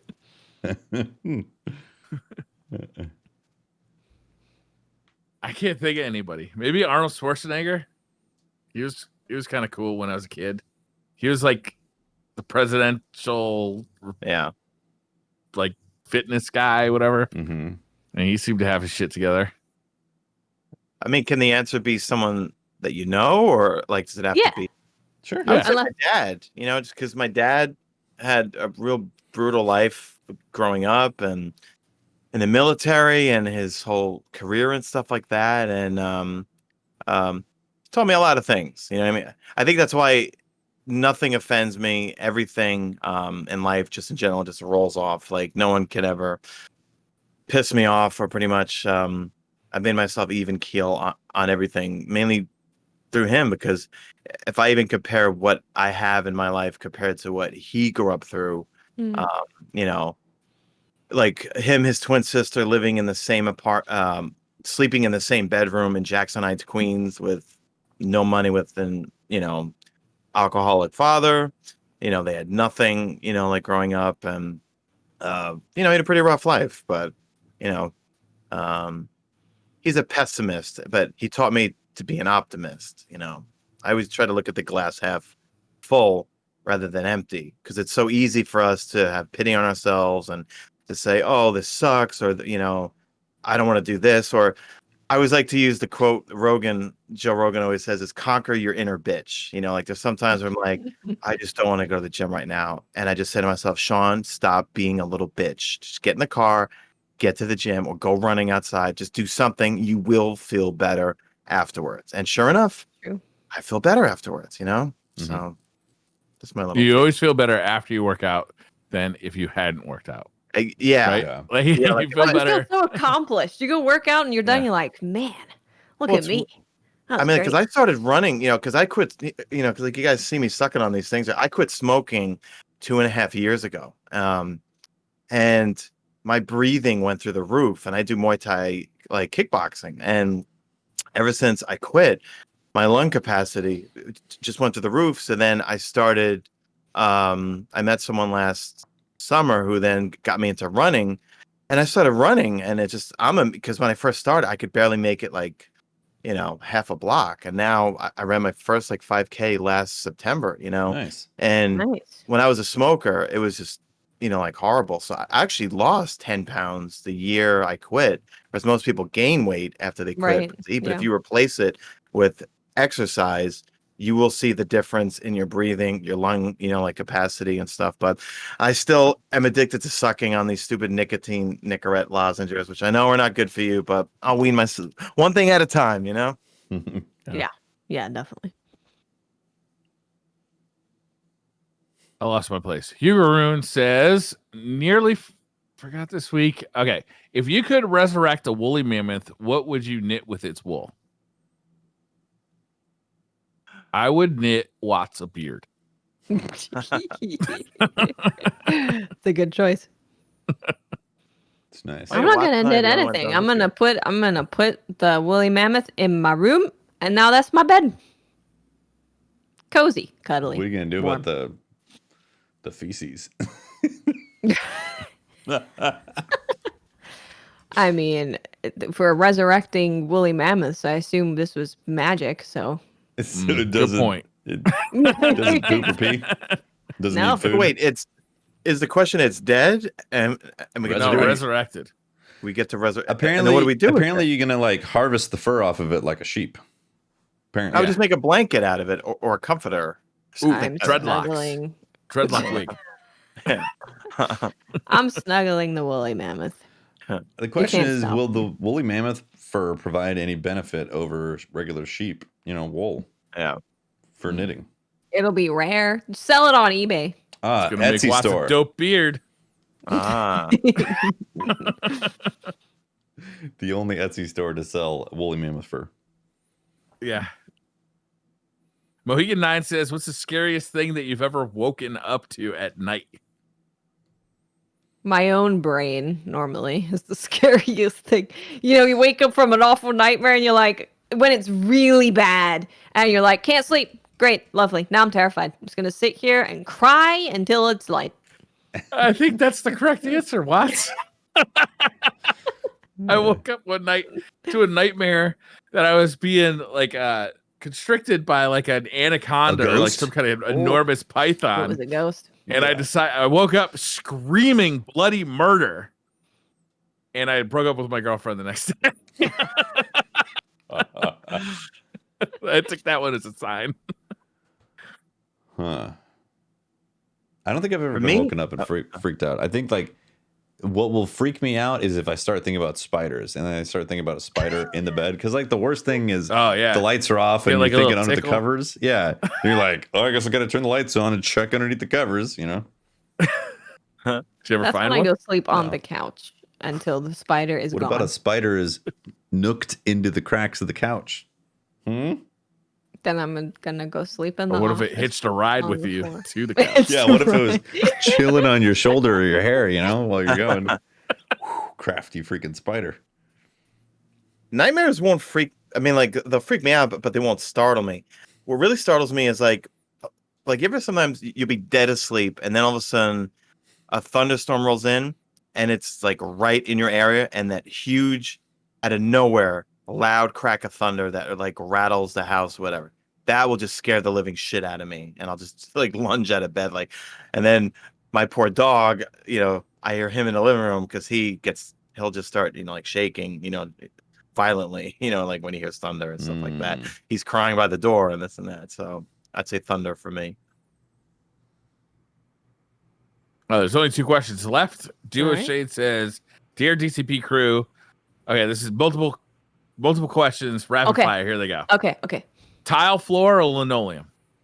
Tile. Kyle. Linoleum. IPA or stout? IPA. Gluten free. I don't know the need. answer. I don't think either one. Blink 182 or Green Day? Green Day. Green Day. Green Day. Yeah. Lake house or beach cabin? What? Beach cabin. Lake Lake House. Yeah, Lake House. Lake House.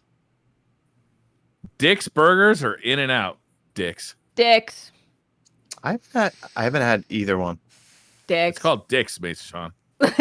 Oh shit. I'm gonna have to go with Dick's, but because of the memories, Yeah. Mm-hmm. because I'm in Southern California or California in general, I would go with my In-N-Out, but because of the memories that we share on this podcast, I'm going with Dick's.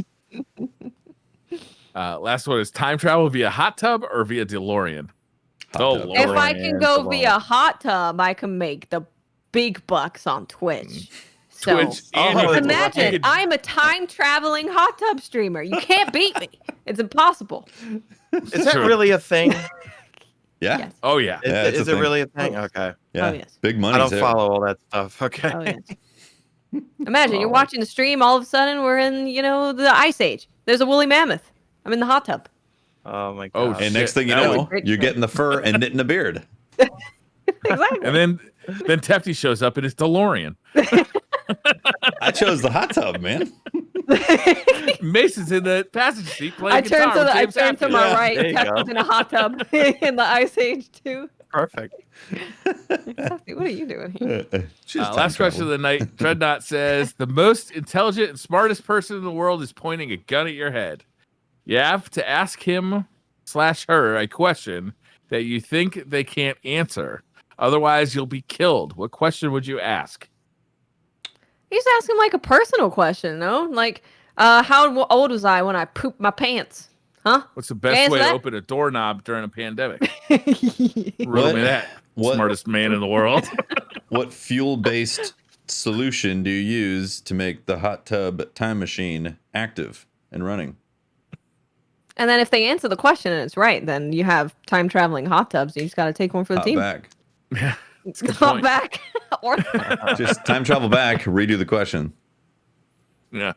Now you got a What's hot my tub mother's time maiden machine name, and huh? a Smart correct guy? question. Yeah. trying to hack Yeah. me. And also, you are in the tub while the We're in the questions tub. and We are the in the gun tub. is Okay. happening. Yeah. Yeah. Yeah. Oh, When that's are we okay. going to Yeah. get scuff paddles on the back of a PS5 controller? Summer, actually. Oh, They announced never it. mind. No, that's not my question. Yep. When is Bethesda Starfield actually going to get released?